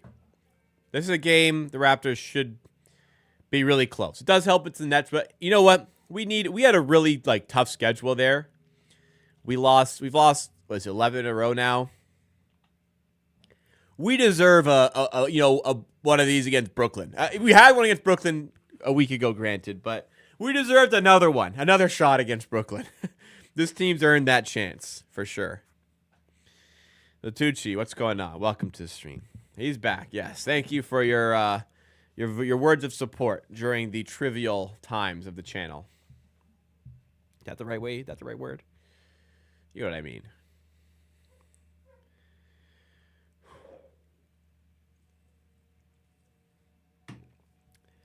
Yeah, I'm happy to be back. Like I said, we had a scary couple days. I've accepted the Raptors are actually not that bad. I haven't. Fast break NBA. I don't know. I ain't with you on that one.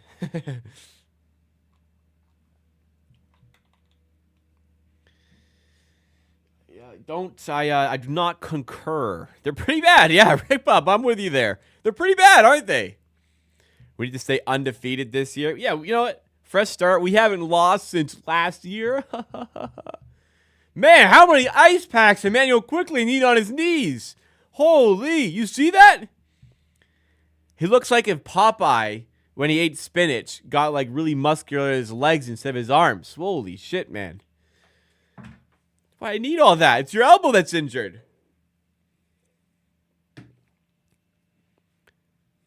Trivial is a word to describe harsh times, is it not? That works. I'm a fun guy, no? So aside from the channel being gone, how was everybody's New Year's Eve? What'd you do? Me? I had some friends over. We did a bit of a potluck. It was great. A lot of good food. I made deviled eggs. Not only did I make them, it was the first time I'd ever eaten deviled eggs, but I made them myself. They absolutely slapped. They were amazing. Everyone really liked them, which is great. My girlfriend doesn't even like mayo, and she liked them. So those slapped. I got a ton of salami and cheeses from the grocery store. Cut those up. People brought boursin, pita bread, sourdough bread. My fiance, I should say. My fiance made bruschetta. My friend made pasta. We had so much food. It was so good. Good drinks. It was fun. Stayed home and watched Matrix 4. Oh, that's fun as well.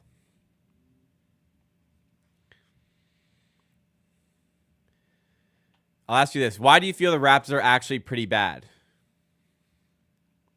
They don't score enough. They don't have a consistent enough shooting threat to be an efficient NBA offense. Their defense is chaotic. It leaks baskets. It doesn't rotate quick enough. It breaks down too often. Their coaching doesn't manage game situations effectively, especially in late game scenarios. They don't adjust or prepare for games well enough. I think that's outlined it all.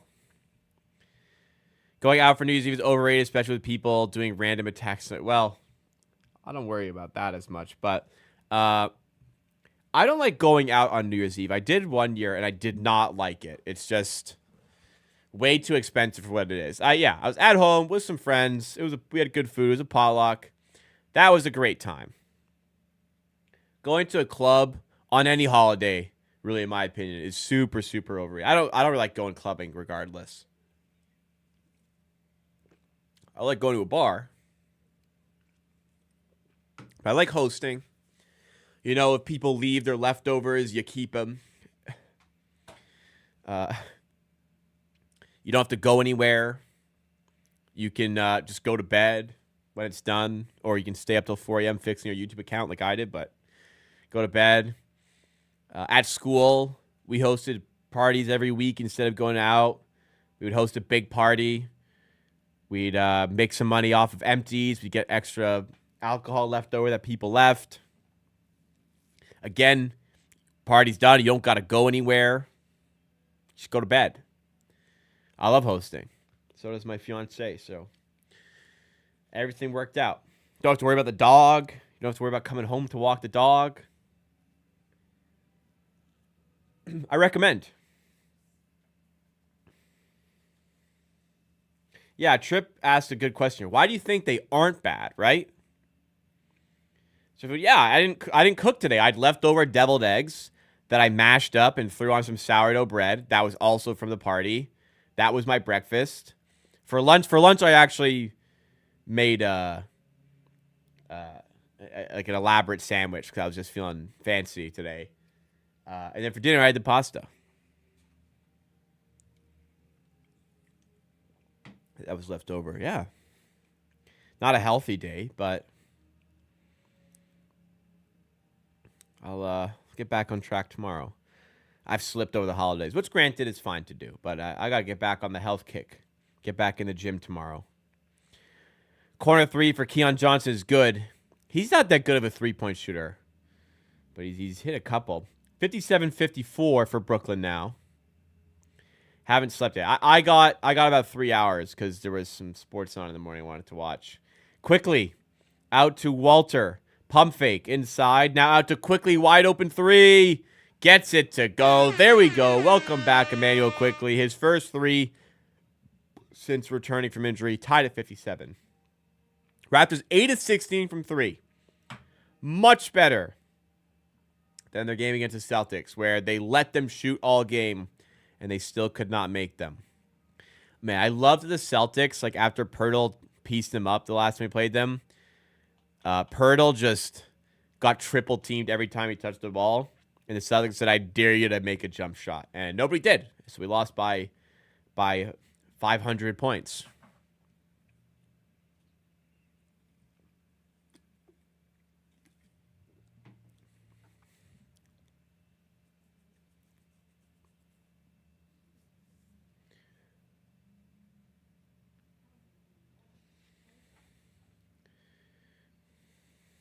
Pirtle to Barnes, 2:16 to go in the second quarter.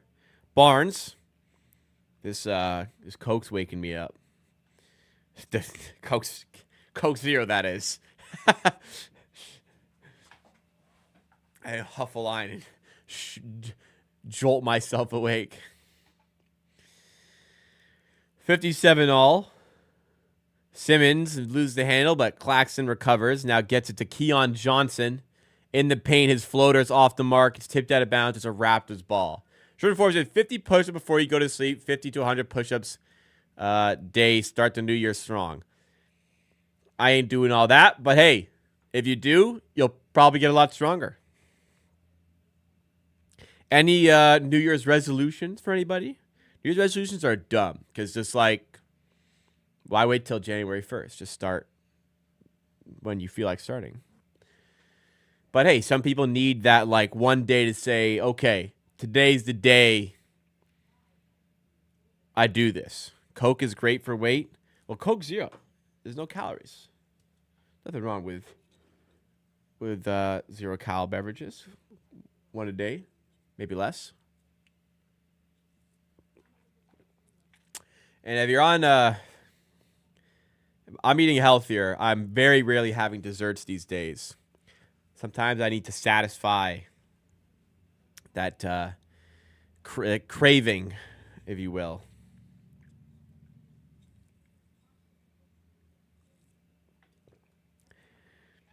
New Year's resolution is to consistently get in the gym. I think where sometimes resolutions can become a little difficult, like with like stuff like going to the gym. I think people like set the bar too high. Go like 3 times a week. Like if you're not going at all, let's say you're not going to the gym at all. Go 3 times a week for 30 minutes. That's a lot more than you were doing before. Get in a routine. And if you like it, start going more. Start, going 5 times a week, 30 minutes. Start going 3 times a week, an hour each time. Just like, I think some people like really try to dive head first into these New Year resolution type things. And it's not like sustainable for them.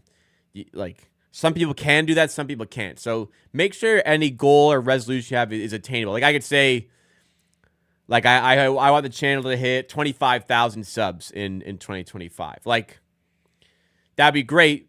Probably not going to happen, respectfully. So like 20K. Very attainable, and I'd be really happy with that.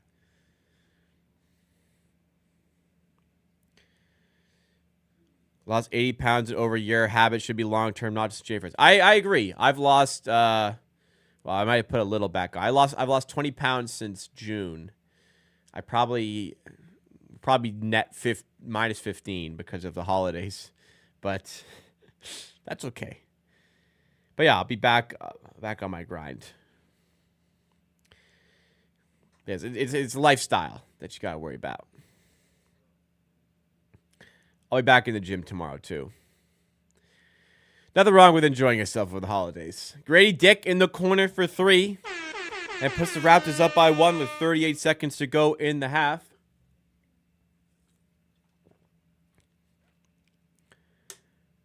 Three ball for Brooklyn. Air ball. It's out of bounds for Raptors ball. Sheridan says, New Year's resolution, stack 50 ounces of silver and 5 kilometer jog 2 days a week.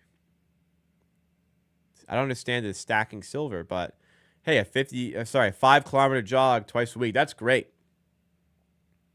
That'll do wonders. Trust small if you haven't been to the gym in a while. 10 minutes of jumping jacks.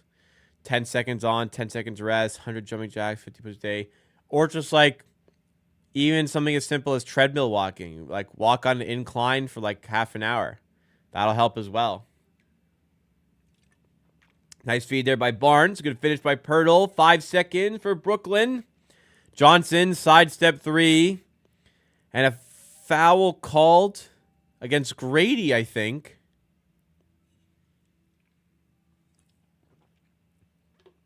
It's on the floor. Yeah, foul on the floor. That's the right call. Grady fouled him. I don't know if they had a foul to give.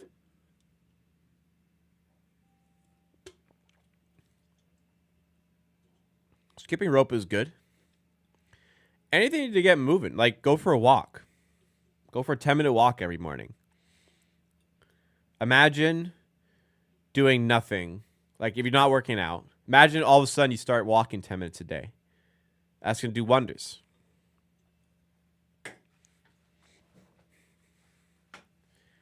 Less takeout, you know? These sorts of things. Career-wise, any goals? It's always about the gym, which is fine. Can't really think of anything else. I don't really have any resolutions. I just want to continue to grind, get the channel up. Barnes, full court amount to Grady. 3 ball at the buzzer, too strong. And the Raptors will go into half up 65-64. Question, how much a tattoo on a forearm hurt? Never had a tap, think of getting one. I always say tattoos hurt as much as you think they will. They're going to kind of hurt. It's basically moderate discomfort for a few hours constantly. I can deal with it. Some people deal with it a bit less. I'm pretty resistant to pain, but yeah. It doesn't hurt that bad. It's uncomfortable, but it doesn't hurt that bad. All right. I am going to go quick run to the bathroom. So a little reset for halftime. Going to then go through the box score, do some all-star voting, do some Pirtle perhaps, and then we'll have the second half underway. If you guys are enjoying the stream, please make sure you do hit that like button. Subscribe to the channel as well to help us back on the road to 18,000 subs. I'll be right back, guys. Don't go anywhere.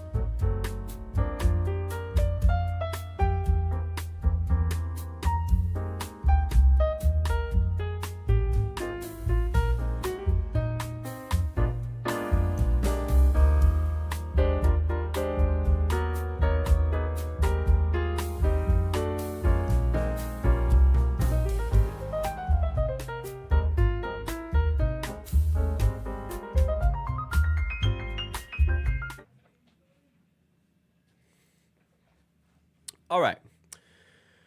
Nick says, going to cruise this Friday. Both boys caught a stomach bug. Wife and I terrified. Just mopped for. Wow. Wow.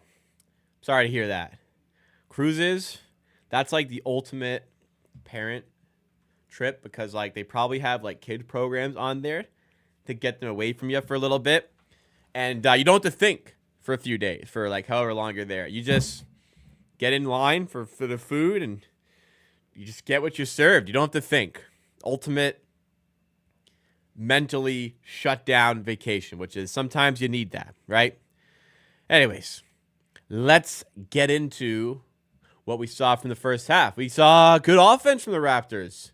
It helps when you play against the Brooklyn Nets, who stink. But we stink as well, so it's a bit of an ass off, but both teams are having fun with it. Grady Dick is 5 of 11 with 13 points, leading the way for the Raptors in this game. In fact, leading the way for the Raptors in this game, equal to the points with Scotty Barnes, who's 6 of 8 from the field, had that lucky three that went in, the alley-oop pass that just went in. So he's on 13 points, but he also has 8 rebounds, doing a great job of hunting those down and getting busy on the glass, and 3 assists. Manuel quickly making a big difference with his playmaking and floor spacing back in this one. 11 points for him and 7 assists at the half. Pirtle, 6 points, 7 rebounds. Abaji, 4 points for the Raptors here off the bench. Walters got 8, a couple threes. Shed, 4 points. And David Mitchell, only 2 minutes of playtime because he checked it. I actually didn't realize this when it happened, but I was just on my phone. David Mitchell got checked in and got 3 fouls on the same possession, all against D'Angelo Russell, and then picked up a technical for arguing.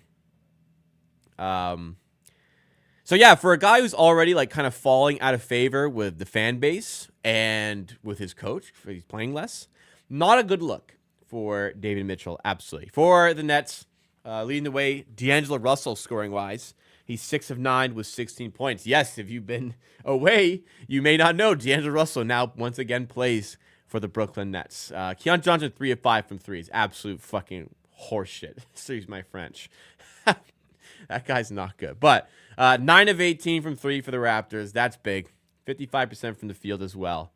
They are cooking when they have the ball, and they've limited turnovers. They had 1 in the second quarter after 7 in the first quarter, and that has certainly helped them climb back into this game here.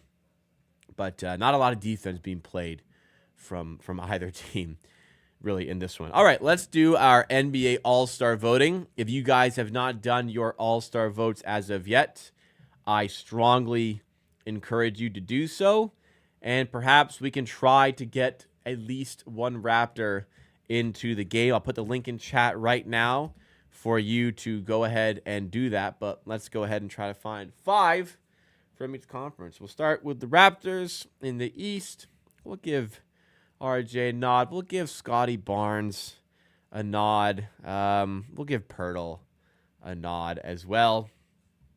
In the guard spots, I don't think you can put quickly. Let's put Grady Dick in, and we have to pick somebody else. I don't want to pick any of these guys. Good grief. Man, I don't want to pick any of these guys for real.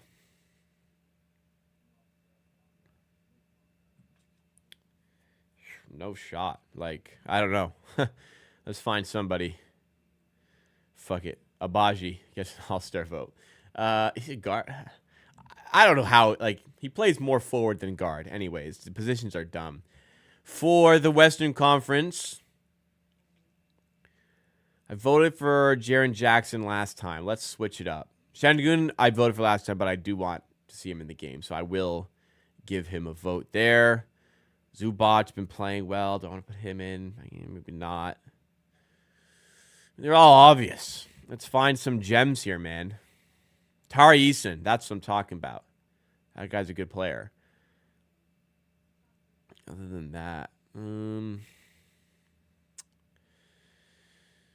I definitely don't want to vote for any of these guys. All right. Actually, nah, not Dylan Brooks. Let's give some love to... Fuck it. LeBron's birthday. We'll help him out a little. Get that starting spot. For the guards in the West, we'll vote for Canadian and Shea Gilgeous-Alexander. And let's vote for future Raptor, De'Aaron Fox. That is all. That is my team. I will sign in without you seeing, and then I will show you the final results of what I've done here. There we go. So, Abaji, Barnes, Barrett, Grady Dick, Jakob Poeltl, Tari Eason, Fox, SGA, LeBron, and Alp. Those are my all-star selections for this batch. Make sure you guys do your votes. Get in some Raptors game. Give Raptors players in there. I know we're not getting Fox. I was joking. Let's do the Poeltl. I've been cooking on these recently. Doesn't mean I will cook today, but I have been cooking on the Poeltls recently. So let's try to cook a little bit more for today's version. All right. I always start with Mikal Bridges. Seems to have been working lately. So we start with Mikal Bridges. All right. We got a forward who is 29 or 30, who is 6'7" or 6'8", who plays in the Western Conference. Number is above 25. I don't know numbers that well, but we will certainly try. Okay. Okay. Lot to go off here. We may not be able to snipe this in 2 today. I am immediately drawn to Harrison Barnes for some reason. He's a forward. I think he's like 29 now. I think his number is like 30-something. No, does he wear 23? No, because I think he wears 30-something. Let's try Harrison Barnes. Number 4. Okay, good guess. Okay, he's 32. That was a fine guess. So our player is exactly 6'7" in the Western Conference. However, not in the Southwest Division. I forgot I played for Spurs, actually. All right, so we got 2 to work with.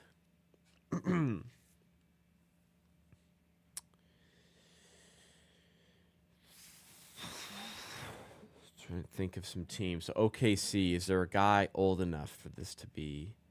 How old's Kenrick Williams? Is he... So the player's 30, actually. We know the player now is 30 years old exactly. I don't think Kenrick Williams is that old. The Warriors have a player this old? I don't think so. Clippers, maybe. I can't think of him. The Lakers, how old is Vando? Vando can't be 30, can he?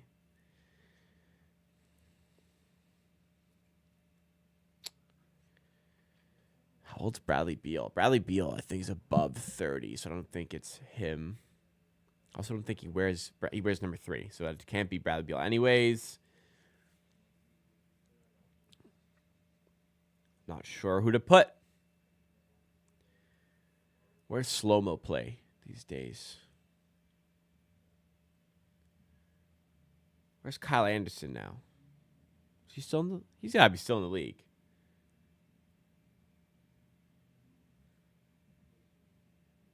Okay, I won't say him because I'm not sure he plays in the NBA. Or I don't know where he plays. I'm sure he's still in the NBA in some capacity. For some reason, I'm blanking on which team he plays for now.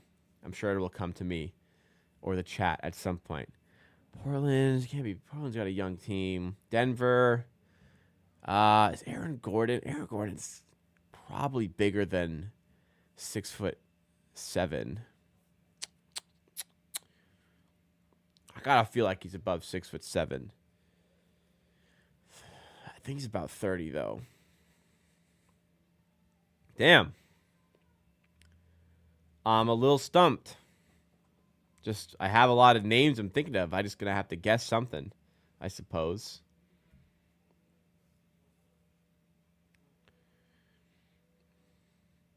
All right, let's try to nail the division then. Let's give it a good guess. Let's try Aaron Gordon. Oh, he's 6'8", so I was right, but not by much. So his number is 33 or 34. And they do, so it is in the Northwest Division. So we have Minnesota, Portland, OKC, or Utah. Oh, man. I think Kenrick Williams wears number 34. Is it? Was I right earlier? Wow. I could have got that in 3. That's disappointing. Okay. I got in 4, which I'm still pretty happy with. However, I could have definitely... Oh, I cleared all my history and everything because of the hack. So we don't have all of my previous data, unfortunately. But, damn. Could have got that in 3. I'll take it in 4. But it was Kenrich Williams the entire time. And I do know he's number 34. So there we go.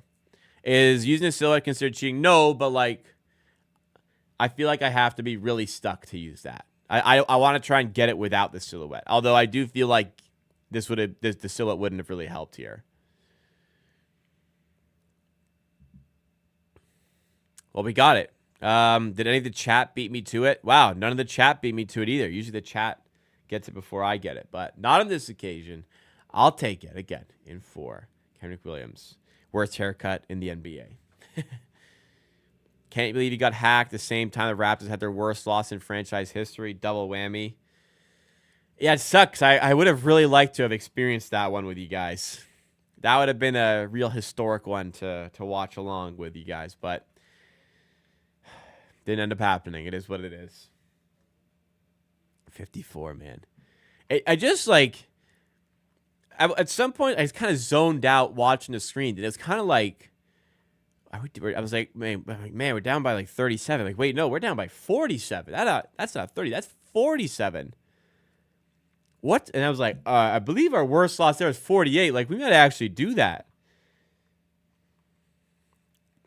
It got ugly. Definitely got ugly. Second half about to get started here. Raptors up by the 1 point, 65-64. And Keon Johnson inbound to Ben Simmons. And the clock is underway for the third quarter in this one. So my question is, who is buying tickets to these games, man? Who is actually buying tickets for this stuff? I have a Shiba Inu, but he isn't very tech savvy. Sorry to hear. Well, good thing we got it replaced. Grady Dick, right to the rim. Nice take through some traffic to finish and get the first basket of the second half, putting the Raptors up by 3. Simmons now to Clowney. Hand off to Johnson, who torched us in the second half a couple weeks ago. We'll see what he does here today. Claxton just inside the top of the key. Clowney for 3. Nails it just above the break and ties the game up at 67. Quickly, come to the floor. Quickly, if you're just joining us. Back in action for the Raptors today after the lengthy elbow injury kept him out. Grady Dick floater will put it in off the Quickly feed. That's 8 assists for Emmanuel Quickly already in this game. Very impressive stuff. Simmons moving past half court to Clowney. Now Claxton to try to get it to Johnson. It's deflected away. It's out of bounds.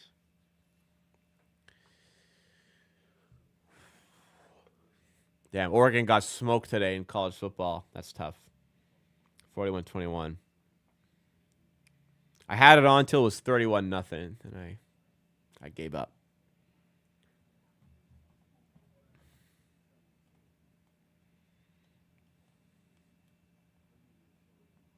I bought tickets for the Pelicans game on January 27th for $50 a piece. Good time to buy some cheaper tickets. Yeah, I mean, if you just really want to experience the game, I actually will be at a game later this month. I received a couple tickets as a Christmas gift.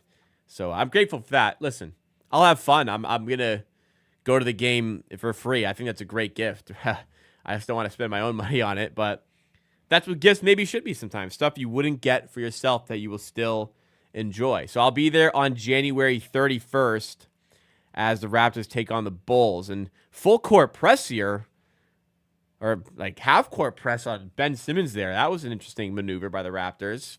What does it turn into? A Keon Johnson missed 3 and another Scotty Barnes rebound. That's 10 for Barnes. That's a double-double early on in the third quarter. Pirtle now with it. Finds Quickly in the paint. Sends it out to Barnes. Thought about the deep 3. Instead, looks to handle.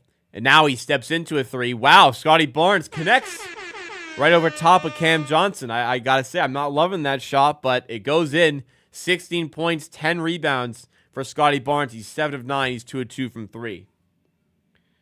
Where are my seats? I am second row in the top deck. I'm not sure exactly where. Don't know if I want to respectfully reveal exactly where I'm sitting. I'll pull up my Ticketmaster. I'll give you a general idea. Yeah, I'm not. I ain't bottom bowl or anything like that. Yeah, January 31st against the Bulls. So obviously there'll be no stream that day. Let me open a Raptors ticket map. Let's see if I'm in the corner or if I'm mid-court or something. Mid-court would be cool. But those are more expensive. So let's see. I am... Yeah, pretty much corner. Second row in one of the corners of the arena. So I'll still have a decent view. I'm like more side than I'm more sideline than baseline from the corner, but I'm in the corner. Going to the game is always fun. Me and my fiance will go, maybe grab dinner before. We'll have a good time. I can rock my Raptors gear. Keon Johnson in the paint, putting it up and making it a 4-point game, 76-72. There's just something called here. Keon Johnson and Ochai Agbaji were tied up as the Raptors moved up the floor. I'm not really sure what's being called there. So it's Agbaji who picks up the foul. Not really sure what's happened here. But, yeah, he pushed him. You can't do that, Ochai. Now they have the ball back.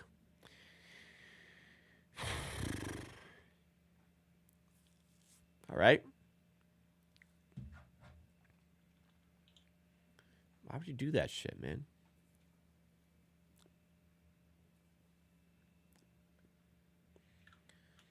It's nice to live in Toronto and go to these games too. Like, if you don't live in Toronto and you have to travel for these games, like, what a pain in the ass. Like, at least I can walk there. It's kind of far. I could walk. I'll probably take a streetcar. But, like, I could walk is the thing. So it's way easier to get home. I don't have to worry about GO train, driving, and getting out of the city or anything. It's very nice.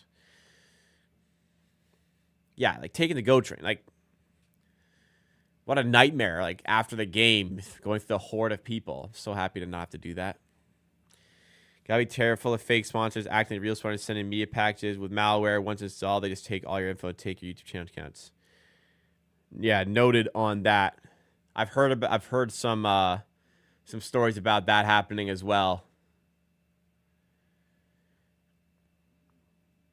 The lengths some people go to, man, to get access to a YouTube channel. It's crazy.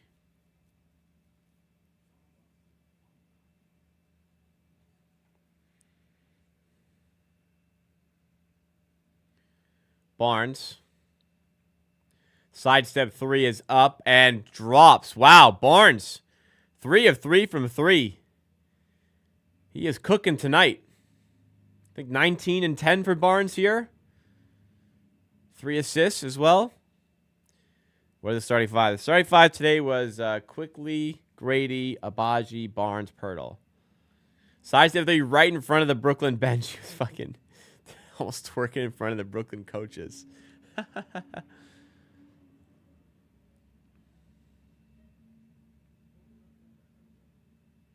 Claxton lays it in. A little Euro step there from the big man.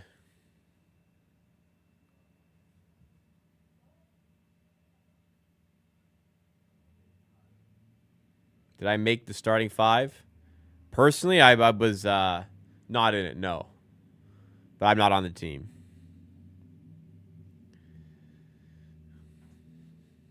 Yeah, look, the Raptors were favored tonight. I mean, they're favored against Atlanta, and that didn't go too well. But they're favored tonight. The Nets are probably worse than we are, so expecting this to be a close game. Would be upset if it wasn't.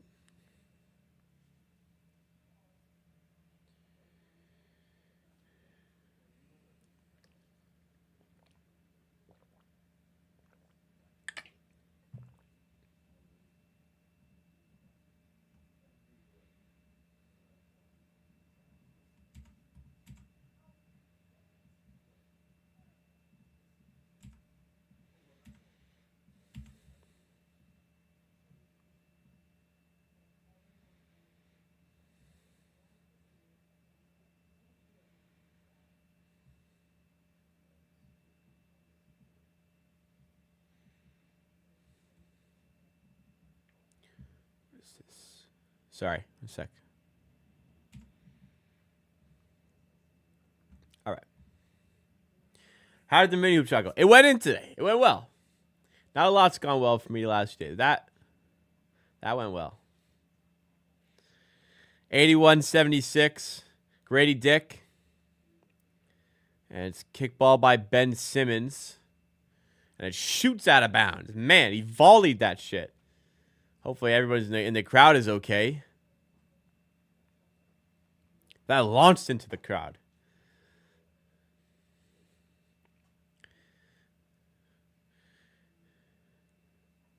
Keep your eye on the ball. Did somebody get hit in the head?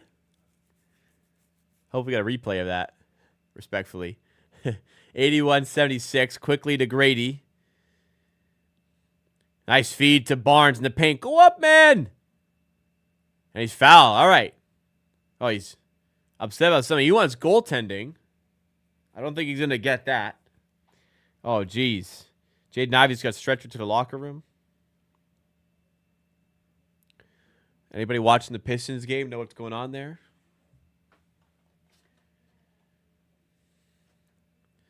Is Ben Simmons' contract up this year? Who do you think signs him? I don't know. His contract is up this year. I don't know. I think he's got another year in the league, like a kind of prove it contract, like a vet min just to prove it. But what team does that? I don't know. Philly? Could you imagine? I don't know. Maybe Brooklyn just give him another year on a minimum contract. I think somebody does. To see if they can reclaim some former ability. This movie looks horrific.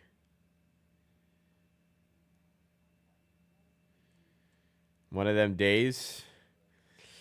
This looks. I saw a trailer for this when I was at a theater like a month ago. This looks real bad.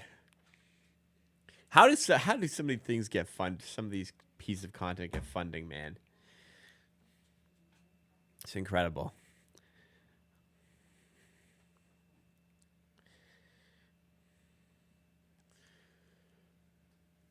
Whew. I gotta sleep well tomorrow.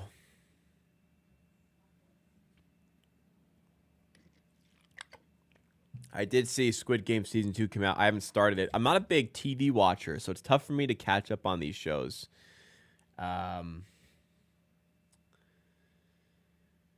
So, yeah, I will try to watch that for sure. I really like Season 1. Wicked. I did see Wicked in theaters. I thought my fiance would like to see it, so I took her to see it. She really enjoyed it. It wasn't bad, like from my perspective, but I didn't enjoy it. I just sat there kind of blank the entire time, kind of like, okay, there's worse things to watch, but I'm looking forward to this being done. You know? Joker 2? Oh, wow. I'd watch Wicked again before I watch Joker 2. That, not only was Joker 2 just like really bad, it was also like infuriating how poorly executed it was. Like I was angry watching it. So Wicked was better than Joker 2. For sure. How did my Christmas go? Very well. Very well. I really enjoyed that, the time with family. everything that went down. That was a lot of fun. Always Christmas, my favorite holiday. I always enjoy it. I really like giving gifts. We like when people are happy with the gifts I give them. So a lot of joy comes out of Christmas. For sure. 83-76. Raptors, at a time in the second quarter, looked like Brooklyn could be getting away from them, but they recovered well and now lead this game by 7 points. But still a lot of basketball to be played. 6:42 to go in the third. Good defense here by the Raptors. 4 on the shot clock. Claxton spins off Pirtle, but gets blocked. Raptors moving the other way, looking to extend the lead to double digits. Abaji for 3, and it rolls around and drops. 10-point lead for Toronto. Yeah, I'm working on the Penguin as well. I've been like halfway through, I think. I watch a lot of sports, and when I'm not watching sports, I'm usually like working or something. I very rarely just sit down and watch TV, like a TV show. So I do gotta get through the Penguin though. Their NFL team, the Giants. Unfortunately, the fucking Giants. How the fuck could they win? How could they do this to themselves and win a game when they had the first overall pick locked up? The future of the franchise quarterback. They had him. They could have had him. If they had just lost to the fucking Colts. But they won. The Giants, the cursed, wretched Giants. Why did they win? Why did Drew Lock turn into a prime Mahomes fan? Batman 2 delayed till 2017. Yeah, I'm upset with that. I really liked the first Batman movie. I think Robert Pattinson did a great job. I think the directing was great. I really liked the spin they took on it because, it's hard. There's so many Batman movies, so many great ones that it's hard to reinvent the character and do it well, but they did. They nailed it. I didn't think Pattinson would do it, but he did it. Barnes cross court to Pirtle. Raptors up by 9 now. Barnes to nobody, but Abaji recovers.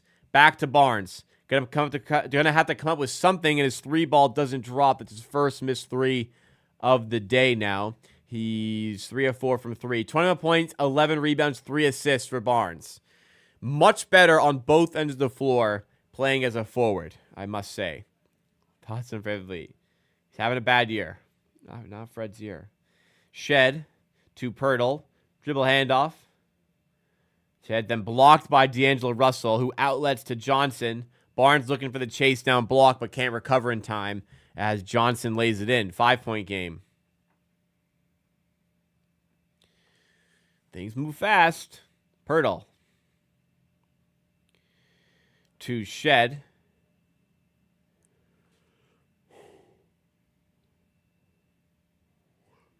Abaji now flips it up to Grady Dick.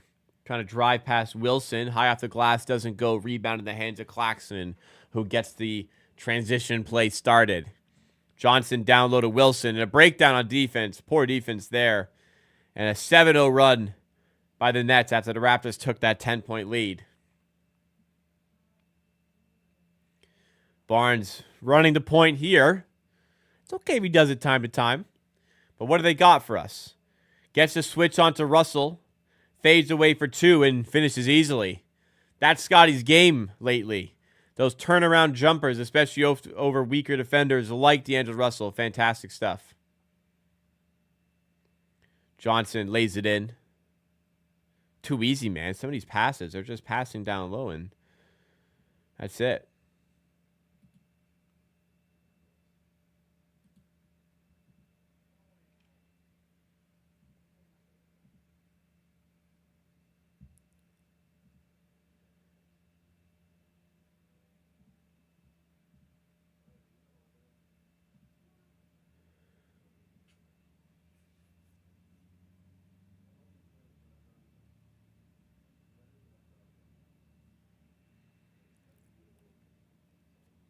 '88-'85.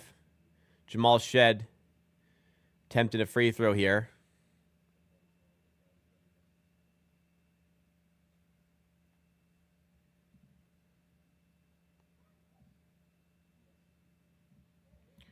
One sec. Check something here.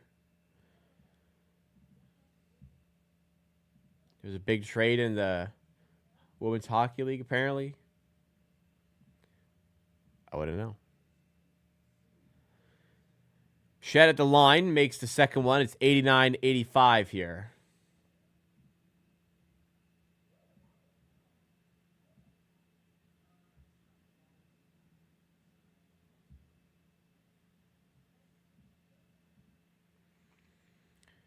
Sharp to the rim, lays it in. Brooklyn have restored parity here to a certain extent after the Raptors were quite heavily in the lead.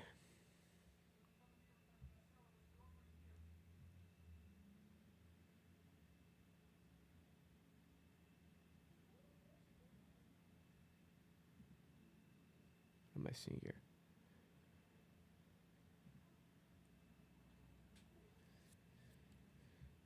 Two-point game, 89-87. Wilson out to Russell.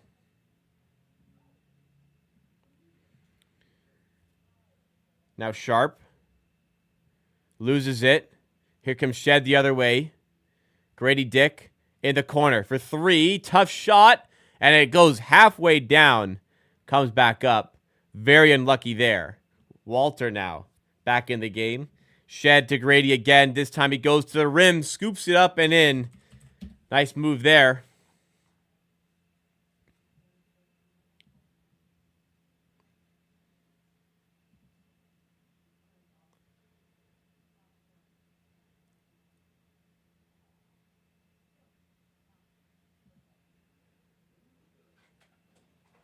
Oh, I'm a little frozen here.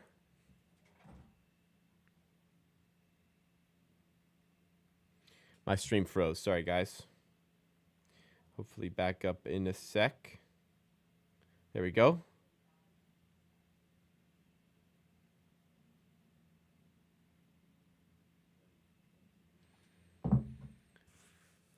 Shed to the rim and finishes. 93-89 Raptors, 2:10 to go in the third quarter.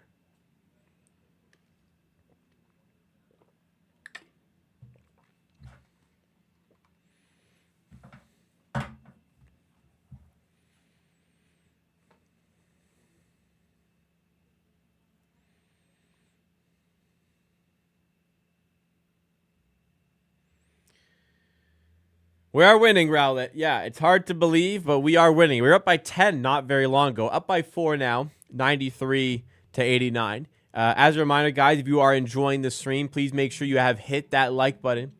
Let's see how many likes we are at. We are at 52 likes. Thank you for helping us hit the goal of 50. Let's keep things going here. And if you're new to the channel, please make sure you are subscribed. If you're not new to the channel, make sure you're still subscribed because we did lose a lot of subscribers in the last couple days after the channel got hacked. Maybe you used to unsubscribe without realizing you're unsubscribing to this channel. Double check. I agree with Isaac. If you're not liking the stream, what are you doing? You must, if you're here, you must be enjoying it. Just take a little second and smash that like button. Support your boy amidst the chaos that I've endured over the last couple days. Let's get back up to 18,000 subs as we were on Monday. We will get there.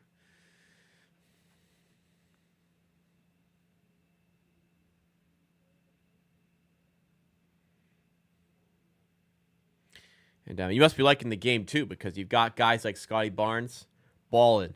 23 points for Barnes, 11 rebounds today, 3 assists, only the 2 turnovers, and they were both pretty early on in the game. Grady Dick, 8 of 16 with 19 points, a nice bounce-back game. And, hey, 4 steals for Grady. Got to be career high, I would think. I don't know. Jamal Shed getting good minutes off the bench. No Davion Mitchell, really, in the second half so far, which is great. None in the second half, but not a lot in the game either. That's pretty good. And Emmanuel quickly impressing with 13 points, 8 assists in his first game back from injury. Cameron Johnson kind of taking over for the Nets in the second half a bit more as he did last game, but it's enough for the Raptors to be in the lead. It's a three-point shooting making the difference for the Raptors tonight. Yeah, David got 3 fouls on the same possession, then attack. And I wouldn't be surprised if that's enough for Darker to say, maybe you just sit the rest of the game, but we'll see.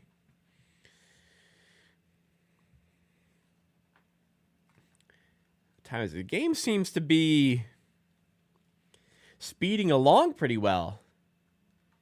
No, this game's going by pretty fast. Is it not? I feel like this game's going fast.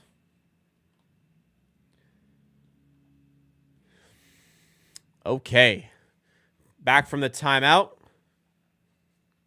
Brooklyn coming over half court, trying to cut more into the deficit here. Russell to Sharp. Now Wilson. Back to D'Lo. Gets to switch on to Olynyk. By the way, David Mitchell is already back in the game. So what I was saying, throw it out the window. The Raptors were rolling and kept their starters in a little bit longer. More of the bench brigade coming in here. Quickly's on the floor with Barnes. But also Olynyk, Walter, and Davion Mitchell. Barnes to Quickly. And I was talking about Barnes not turning the ball over. Well, he turned it over there. Sloppy pass. Why the Nets trade for D'Lo? They got 3 second-round picks for doing it. They got 3 second-round picks. Not bad. Clowney for 3. Doesn't go. Rebound for Quickly. 10 turnovers for the Raptors tonight, which is a lot less than the 31 they had on Monday. Much better there. And, what was it? Monday? No, it was Sunday. Sunday. My week's all out of whack. Only the 9 for Brooklyn today. So keeping it close in the turnover category today, at least. Still a 4-point game. Both teams struggling to score for the moment. Keon Johnson to Sharp. Now Russell in the corner. Wilson for 3. Doesn't go. I don't watch this guy Wilson much, but every time I see him, he just chucks up bricks. Quickly in the corner to Walter. And that must have gotten blocked, but he gets a second chance, and he gets fouled. Wilson, or this Clowney, sorry, hit the deck hard. He looks a little shaken up. Where are his teammates? Help this guy up, bro. Oh, it's the other end of the floor. Yeah, I was going to say, help that guy up is on the other end of the floor. So he may have landed awkwardly on his back on this possession. Oh, right on the tailbone. Right on his ass. That's a stinger. Taking his time here. That kind of situation caused the pelvis injury to Emmanuel Quickly, which kept him out for a certain period of time. Let's hope Clowney is all right here for the Nets.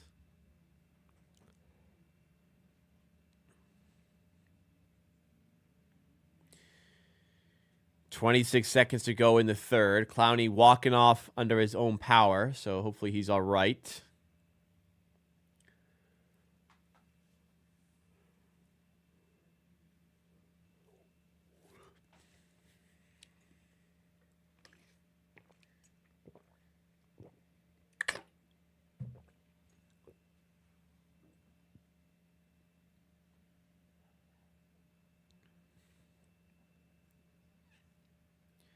He's going to head straight to the locker room.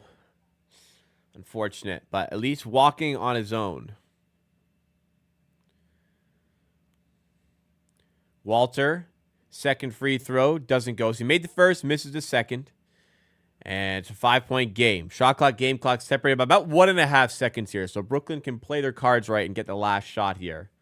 Pretty much. Johnson, faced up by Quickly. Dishes to Russell, top of the key, off a screen. Zips the pass over to Keon Johnson, who got a good look. Doesn't go. Olynyk can't quite corral the rebound, but it's deflected by a Brooklyn Nets player out of bounds for a Raptors ball. They got 2.5 seconds to get a heave off here.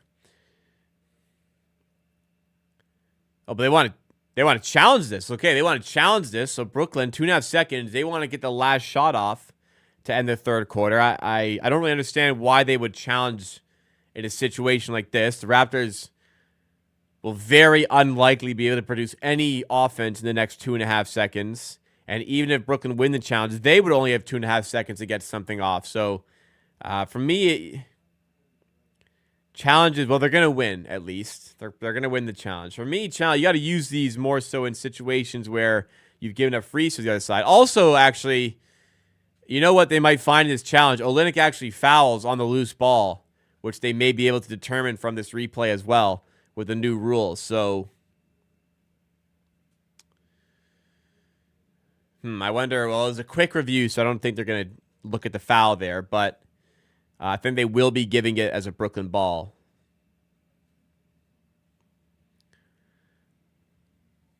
Brooklyn ball, 2.5 seconds. So one more defensive stand here.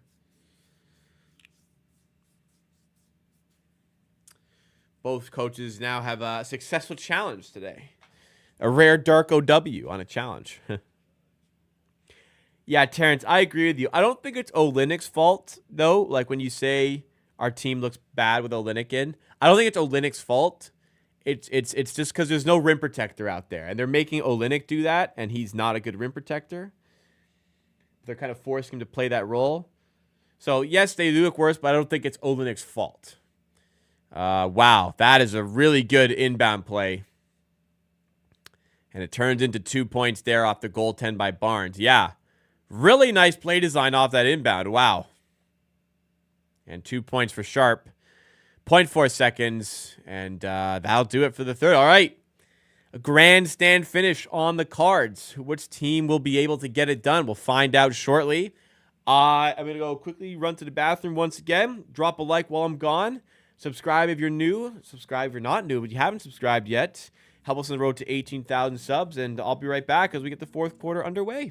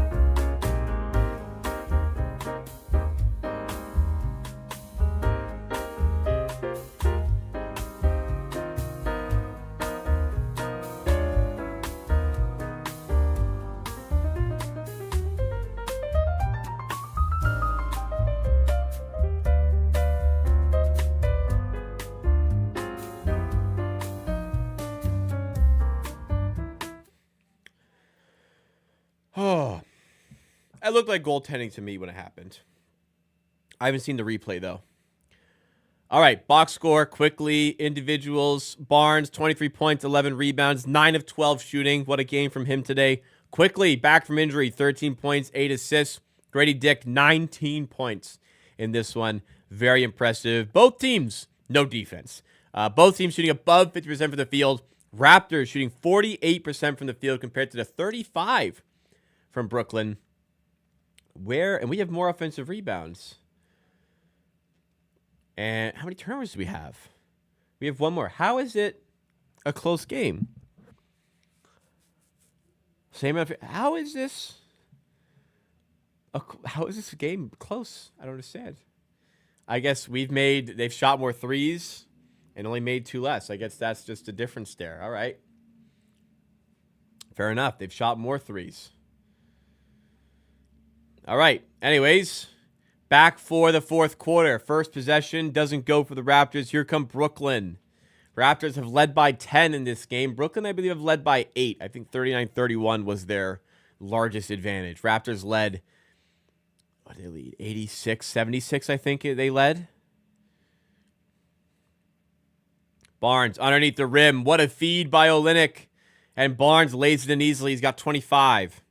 Barnes' career high is like 34, right? Are we going to enter that territory here?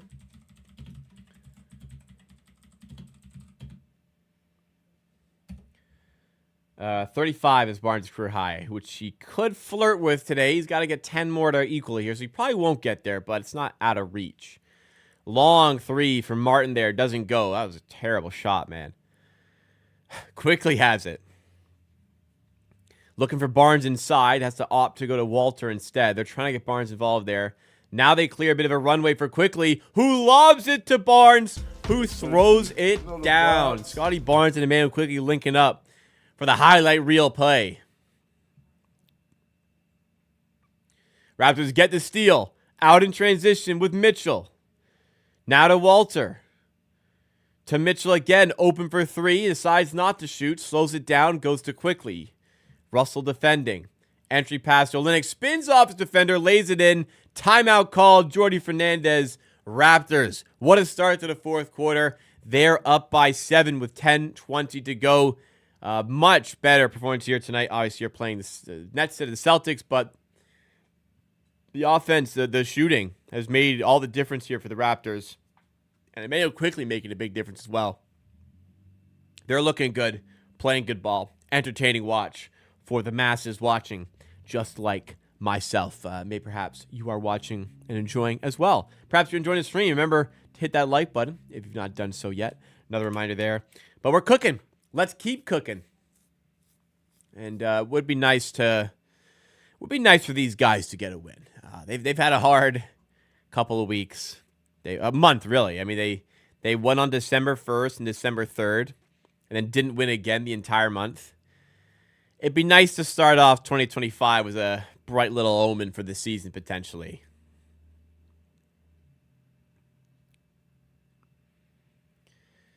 Hopefully next game, hopefully nobody gets injured. Hopefully next game, RJ Barrett recovers from his illness, and we get all 5 starters on the floor at the same time. Barnes, Barrett, Quickly, Pirtle, Dick have played a total of 4 minutes of basketball together. Period. 4 minutes they've played together. So hopefully next game, everyone's in, everyone's healthy, and we can see what they really look like when they're playing together. The next game is on Friday, I believe.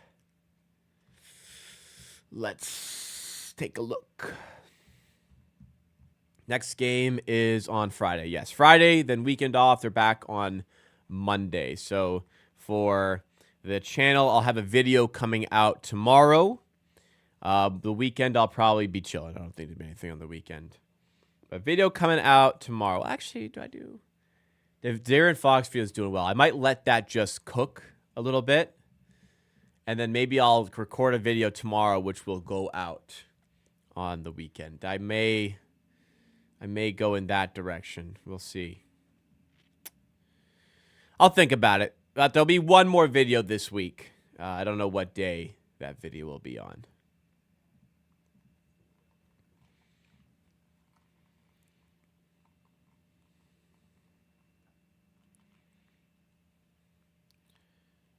Fox want to come try? Probably not. No.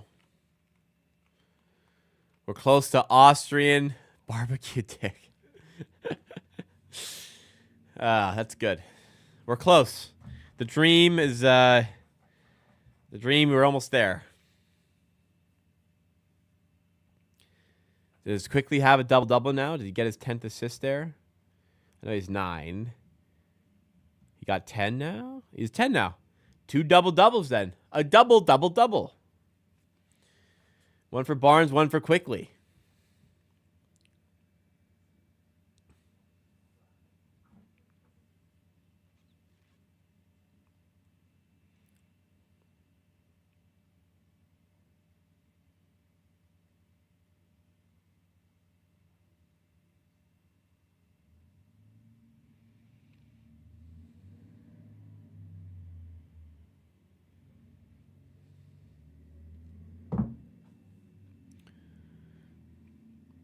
D'Angelo Russell in the paint.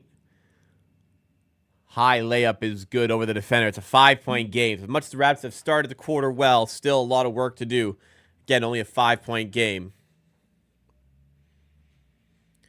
According, there's offers being tabled for Jakob Perls besides the decision to make. And a big decision at that. Yeah, if there's a really good offer for Pirtle, you got to just take it. But it's got to be at least one first in that trade to be acceptable.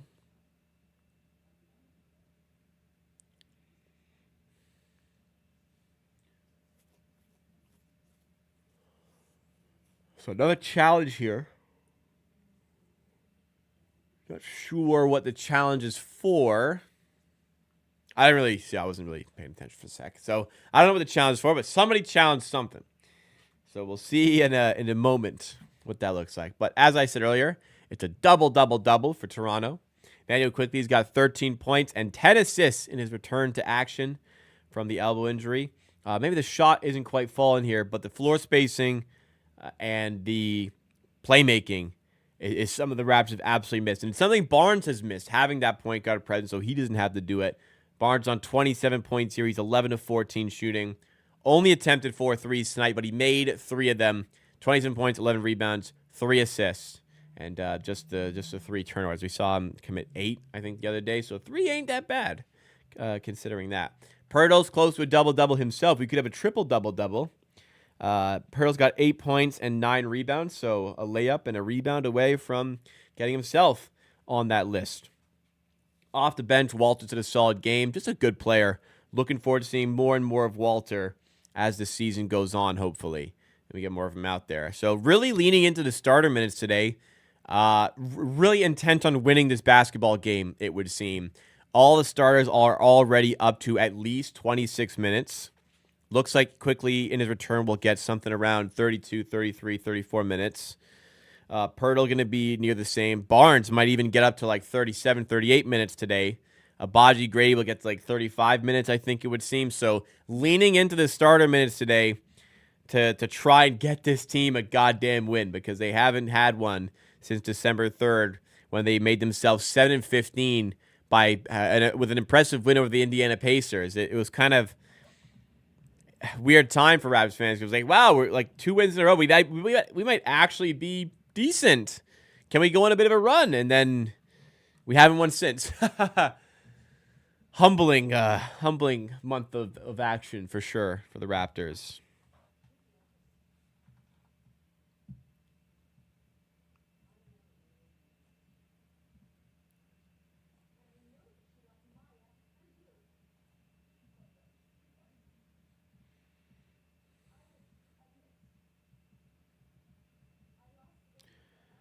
Unsuccessful challenge by, I think, Brooklyn. Challenge. Yeah, that was a weird one to challenge, but whatever. Are the Warriors still trading Kaminga? I don't know what's going on there. No idea.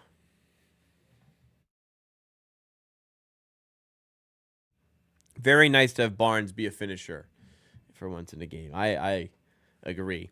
Okay, back from that commercial break. That time or that challenge. 9:40 to go. Simmons goes to double Barnes, out to Shed, who kicks out to Martin. It's a poor pass, poor decision.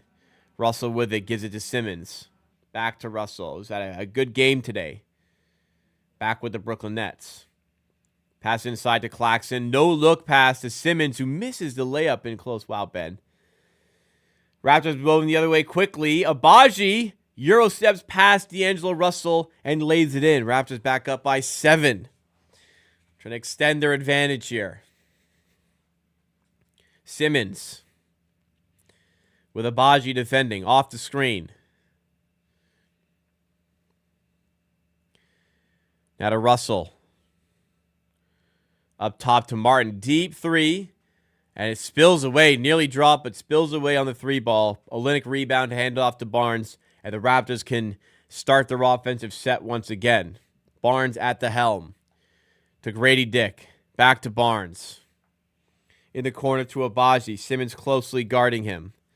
working around the perimeter. Now they have a look. Barnes inside, mismatch against Russell. Dumps it off to Olynyk, who cuts to the rim and finishes with ease. That's the attention he gets down there when you post him up. I don't think there's enough post-up possessions for Scotty Barnes in these games. Gets one there. Double comes. Olynyk makes the cut. Barnes, presence of mind and the talent and ability to make that feed. Easy layup, 9-point advantage. Russell gets the switch on to Olynyk. Gets it back to Simmons. Dribble handoff. Russell over top of the outstretched Abaji. Good defense there. Doesn't go on the three. And the Raptors have it again. Slowing it down this time. Looking to get into their set again. What's drawn up this time? They get the switch onto Russell once again. Barnes is going to pick on it. Double comes. He goes out to Shed. Doesn't want him to shoot, so Olynyk has it now. Back to Shed. One on the shot clock, so Shed will heave. Back rim doesn't go, and Brooklyn have it again. Got to be quicker to move the ball out of that possession there. It was a little too sticky in the hands and just killed the entire possession. Shed open for three again. This one doesn't go again, so back-to-back misses for Jamal Shed. I suspect he will not be taking the next one that comes to him for three. Sharp dump off to Wilson, who puts it in. And good to see. Oh, it's not a Clowney. I keep mistaking Wilson and Clowney, man. Darko calls a timeout, wants to clean things up here. Well, Mr. Bro, let's not get too far ahead of ourselves, you know? A lot of basketball left. The streak, we don't know, okay? The streak may not be ongoing after this still.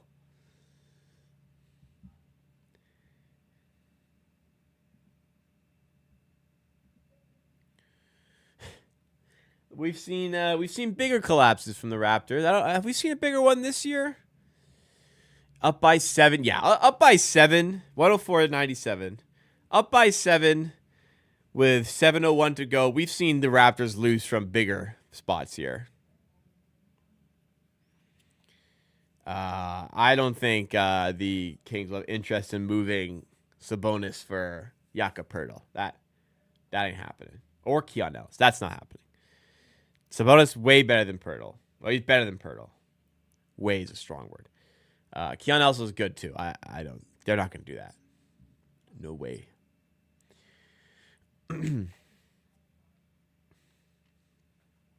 Wow, look at the Montverde pipeline. Day'Ron Sharp, Scotty Barnes, RJ Barrett, Ben Simmons, D'Angelo Russell, all out here tonight. Barnes and Sharp were teammates, I believe. Kind of dumb. They're not that dumb. I don't think they are, at least.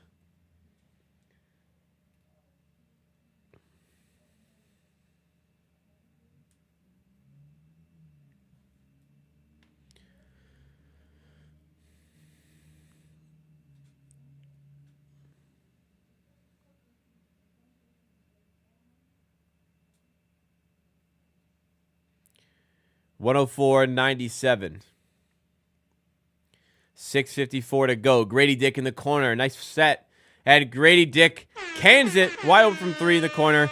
I believe it's another Emmanuel Quickly assist. Really nice play design for the Raptors out of that timeout. Double-digit advantage. Nice play by Darko. I concur. That floor space. They got to care about Quickly up top there, man. And, well, it was poor defense to leave Grady Dick open at the end of it, but nice play design. Wilson to Keon Johnson, who airballs his three. It's a shot clock violation. The defense gets locked in there. Bench is loving it. Good things happening for the Raptors now. They're poised to end this wretched losing streak of 11-game losing streak. Third time this season the Raptors have been favored for a basketball game. First time they lost to the Nets. Second time they were obliterated by the Hawks.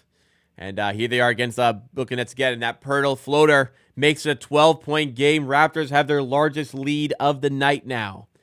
Simmons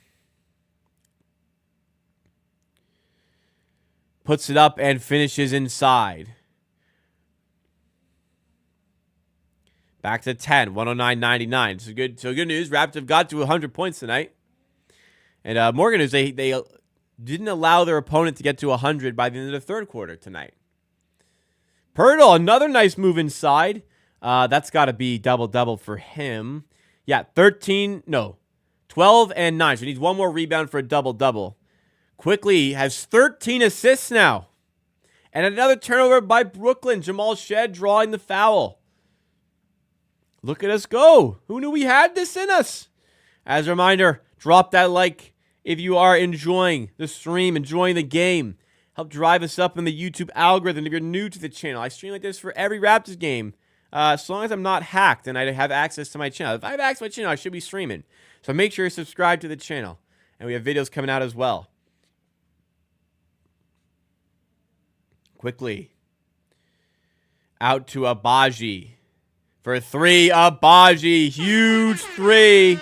And Jordi Fernandez can only look on as his team trails by 15 points now. Raptors taking it to the Nets in the second half. It's Clowney who won't return tonight, by the way. I like Walter, but Missy made so much sense to me. No, I disagree. I would have liked Missy later on in the draft, but Walter was the more talented guy at that spot, in my opinion.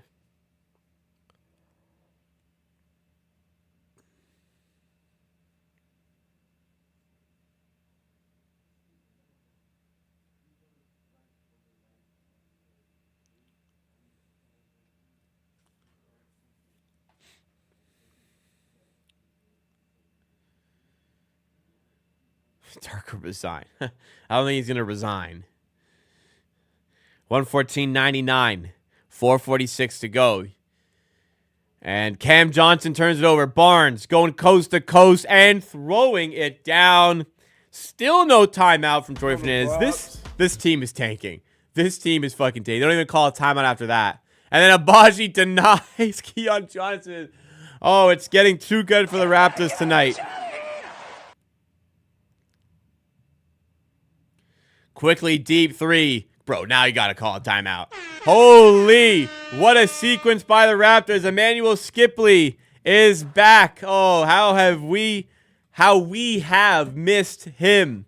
And that, the spacing, the playmaking. What a game. Emmanuel Quickly, 16 points, 14 assists, 4 rebounds, and only the 1 turnover in 29 minutes.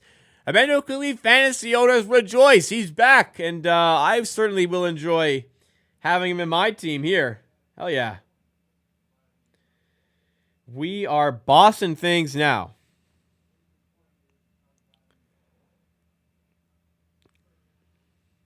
Bossing it now. 20-point game. Oh, wow. I think we're going to win this one. The streak is over. As much as tanking is great, I think these guys earned a little bit of a happy start to 2025. So props to them to come back the day after losing by 54 and play this well is very, very good to see.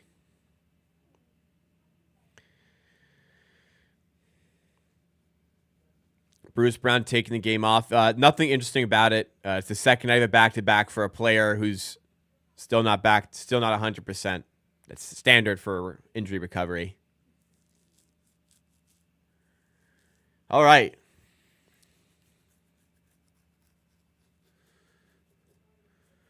$20-point game. The crowd's loving it. Getting their money's worth tonight, I think.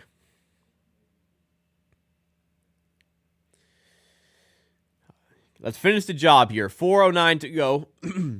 Brooklyn with 1 timeout. Toronto with 2. Barnes called for a kickball.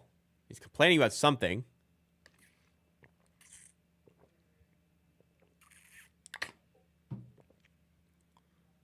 Barnes is suggesting he got his hand on it, but the ref did not see it that way.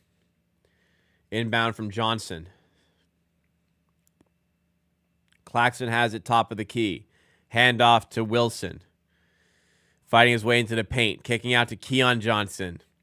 3-ball doesn't go. Put back and 1 for Cam Johnson. Chance to reduce the deficit in the last 4 minutes to 17 points. Now, the Raptors lost this. We'd certainly have a problem here.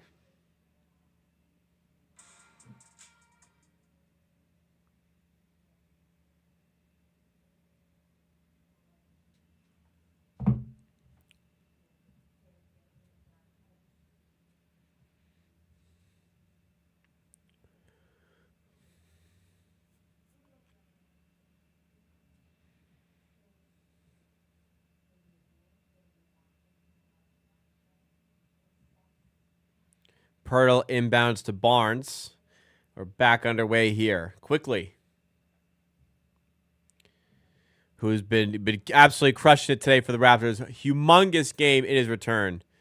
Very impressive for Emmanuel Quickly tonight. And much needed. Absolutely for the Raptors.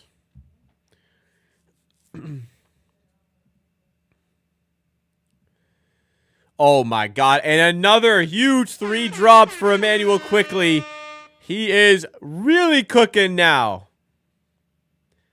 Do you think the Raptors can make it? No, we're not making play-in. Barnes to the rim. Throws it down. Wow. Raptors having too much fun with this game now. Happy New Year, everybody. The Raptors are going to win this basketball game. They're up by 21 here. Guys, Brooklyn stink. Okay? This is not, the coming out party for this Raptors team. Brooklyn stink, but we'll enjoy this while we can.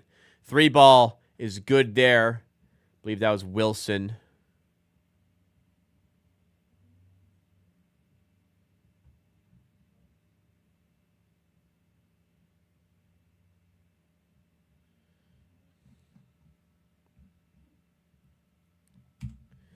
Well, Maxwell Lewis on the floor for the Nets.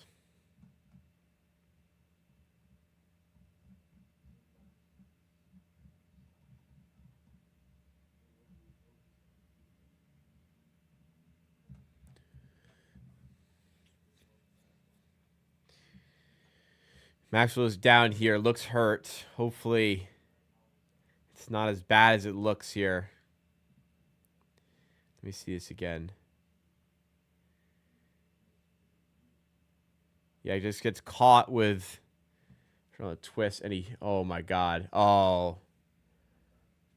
That looks like a horrible injury for Maxwell Lewis here. He's holding the back. Oh, fuck.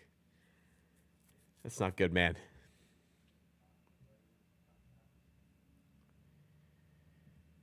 Oh, man. Oh, is he putting pressure on it? Okay, there's some pressure being put on it.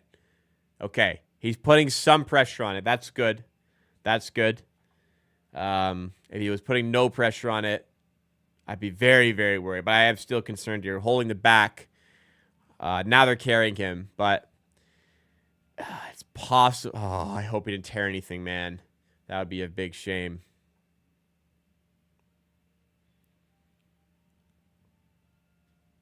Your life changes on you in a moment like that. Achilles tendon. He's holding it back of his knee. I guess just if it was Achilles tendon, he'd probably be holding lower. I know it can be connected, but it looked like a knee injury to me there.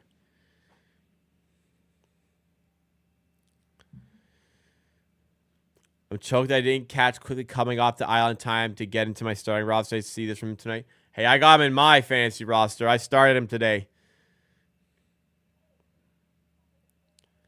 Yeah, it looks like Maxwell will be out a while, unfortunately. I hope it's not a tear, though.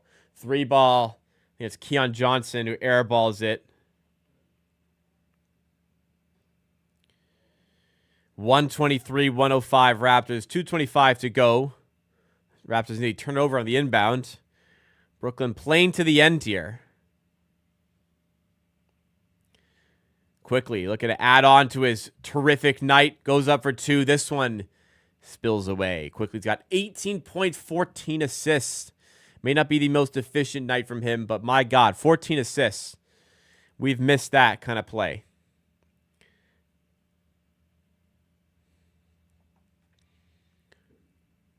Foul called here as, I don't know who that is, to be honest. Beekman. Reese Beekman, who they just got from the Golden State Warriors. I don't know this guy. So you're a rookie?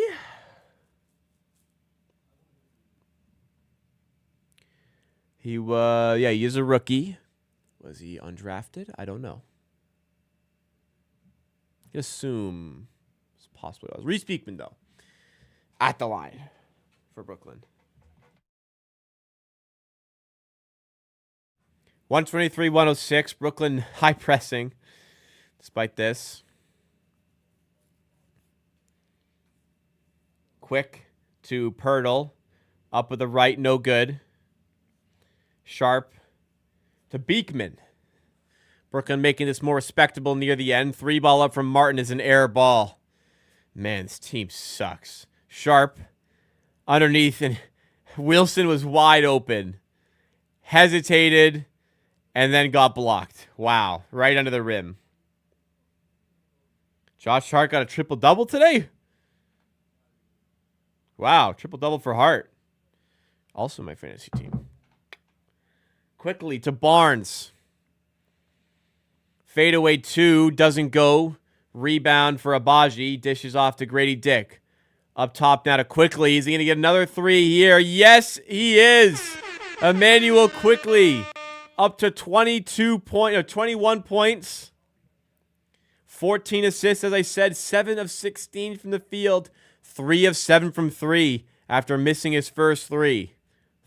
Missed his first 3. He's 3 of 4 since. Raptors up 18. Quickly, entry pass to Barnes. Lane, that's 15 assists for Quickly. Wow. A stat sheet stuffing night for Quick. Taken's good. But this is nice, right? This is nice too.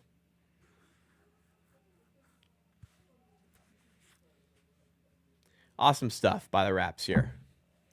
Starters are checking out. You go a little bit of garbage time here. What a return for Emmanuel Quickly. We'll talk it all over in just a sec here with the post-game show. So stick around for that. We'll have some fun with that. A lot of kind words exchanged on the bench for Quickly. Endured quite a lot to get back into action. 11-game losing streak is over. Are they going to dribble out? No, I started so. They have Mobo in the game finally. Shed also in the game.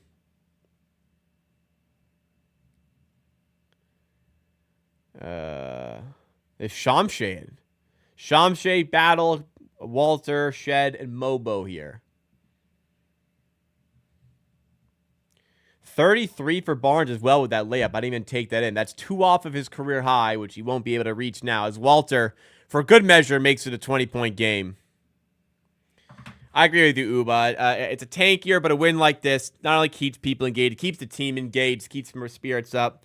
They'll feel really good about this one to start off 2025 after Daron Sharp gets the N1 there. That'll be it. The Raptors, I assume, will dribble it out from here.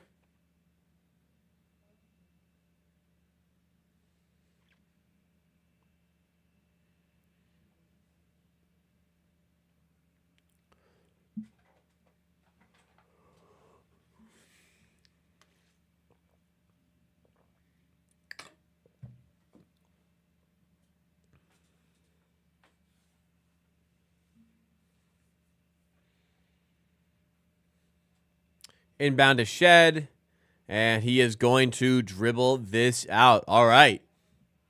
Wow. Raptors. Fantastic stuff. 128-110. Outstanding fourth quarter. There is no better way to come back from a 54-point loss, a franchise record 54-point loss, than to come out here, show out, put on quite the performance, and the Raptors get the resounding win here over the Brooklyn Nets. We're going to break down everything you need to know from this game and Emmanuel Quickly's return to the court in tonight's post-game show.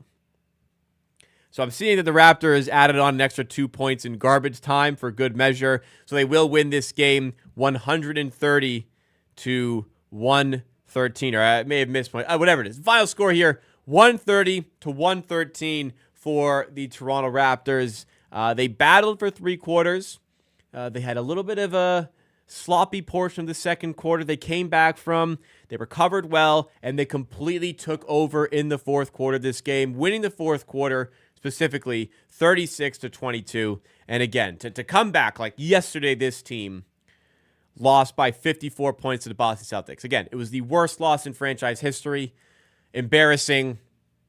Questions about effort, questions about ability. But to travel back to Canada, back to Toronto, and come up with a performance like this, albeit against the Brooklyn Nets, is still very impressive and nice to see. Even amidst the tank, wins like this are good for the group. Builds morale, builds chemistry, and the team will start off the new year on the right foot. So, if you enjoy what you see from tonight's post-game show along the way, please make sure you do hit that like button and subscribe to the channel. For more Raptors content like this, the main channel, Amateur Sports, got hacked. I'm pleased to say we're back on the channel here, and therefore we have the post-game show for this one. Scary time, but hopefully we are all in the clear. Raptors starters absolutely loaded up on the stat sheet. They nearly had 3 players with double-doubles, as it will stand. Immanuel Quickley, in his return from injury, had a bit of a slower start, but then grew into the game. He'll eventually finish with 21 points. 7-16 shooting, 3-7 shooting from 3. But also, my God, have the Raptors missed this or what? 15 assists for Immanuel Quickley. He had 7 very quickly in the first quarter. And not only is the playmaking very good to have for the Raptors and for everybody, and then the floor spacing there, it gets Barnes a little bit more off ball and a little bit more in those paint areas, post-up areas, where Immanuel Quickley's playmaking, he found him in those areas, and it led to some easy looks for Scottie Barnes today, the looks that he just has not been getting recently, and it turns into a huge night for Scottie Barnes. 33 points for him, 13 rebounds, 5 assists, 2 steals, and a block. Only the 3 turnovers for him today on 14 of 18 shooting. Goes 3 of 4 from 3, 2 points off of a career-high night for Scottie Barnes. Man, when there's help around there, it makes things a whole lot easier. Let's not discredit, though. Grady Dick, also a huge game, 22 points for him. Pirtle, 12 points, 9 rebounds, 1 rebound away from another double-double. 2 assists for him and 2 blocks as well. Abaji doing his thing in the off-ball role, 14 points. And then off the bench, good minutes from Shed, 7 points. Great minutes from Walter, 11 points. Overall, the Raptors, especially just in the fourth quarter, completely took advantage of this lax Brooklyn team. Defense overall wasn't great from either team. The Raptors shoot 59% of the field, 50% from 3, but they dug in a lot better in the third quarter. Not only did they step up offensively, they stepped up defensively. Brooklyn went down to 48% shooting from the field, 29.7% shooting from 3, despite the best efforts of a guy like D'Angelo Russell and Cam Johnson. But to be fair, let's be fair here. The Raptors were actually favored for this game. The Brooklyn Nets are not good. This is the third time this season the Raptors have been favored for a game. The other 2 games were the other home game against Brooklyn, which they lost. But also last week against Atlanta, they were favored. Toronto at home. Somehow, Atlanta won by 29. But the Raptors were favored here and got the win. And the much-deserved win to go with it as well. They had 7 turnovers, the Raptors, in the first quarter. I'm pleased to say they finished with 11 in this game. So only 4 more for the rest of the game. That was huge in helping. The turnovers have killed them. They had 31 against the Hawks, which was most in an NBA game since 2000. It was a franchise record for a home game. So, yeah, all in all, really nice to see statistics like this. And for a team that was just in such a wretched spell of form, this has to feel fantastic. Looking at the way this team has shaped out in December. Remember, we go back to December 1st and 3rd. They won back-to-back games. Really nice win against Miami. Really nice win against Indiana. We were thinking, hey, is this Raptors team turning a corner? No, because they lost 11 in a row from that point, which included a 54-point loss to Boston, a 26-point loss to Atlanta, a 26-point loss to Memphis, where a 29-point loss to Atlanta, 29-point loss to Memphis, which also included the Raptors giving up 155 points, 14-point loss to New York, where you gave up 139 points. It got real ugly. Morale was dropping, you could tell. Tempers were kind of rising a little bit, but this will be a nice settler for this team that now has to endure another difficult point of the schedule. But I think it's psychologically, it's got to do a lot for this team to come away with a win in this fashion. They're going to feel really good in the locker room. I don't know. The change probably going to go to Immanuel Quickley. To come back from injury out of nowhere like that and produce a performance like this is just fantastic to see. Absolute showcase that this team 100% is better with a player like that. And there's been question marks, and perhaps rightfully so, about Immanuel Quickley's playmaking overall. But you saw it here today, albeit against a bad Brooklyn team. But listen, we lost to Brooklyn a couple weeks ago, okay? Amidst all these bad games, we lost 101-94 to this Brooklyn team 2 weeks ago. So it's not like we're exempt from losing this team. It's not like there's any easy games for the Raptors. But Immanuel Quickley, even when he started the game 0-3 from 3, even just the presence of him spaces the floor. Teams are worried about his shooting. Teams are worried about what he can do from there. And it creates space for his teammates, as you saw, whether he was diming for those 15 assists, whether he was getting the points himself. Manuel Quickley, important player for this team. The only sad thing from today is that RJ Barrett still missed the game with an illness. And had RJ Barrett been available, it would have been the first time this season we got to see all 5 starters on the floor together. Since the acquisition of Barrett and Quickley from the New York Knicks, the starting lineup, or the lineup of Pirtle, Barnes, Barrett, Quickley, Dick, have played 4 minutes together.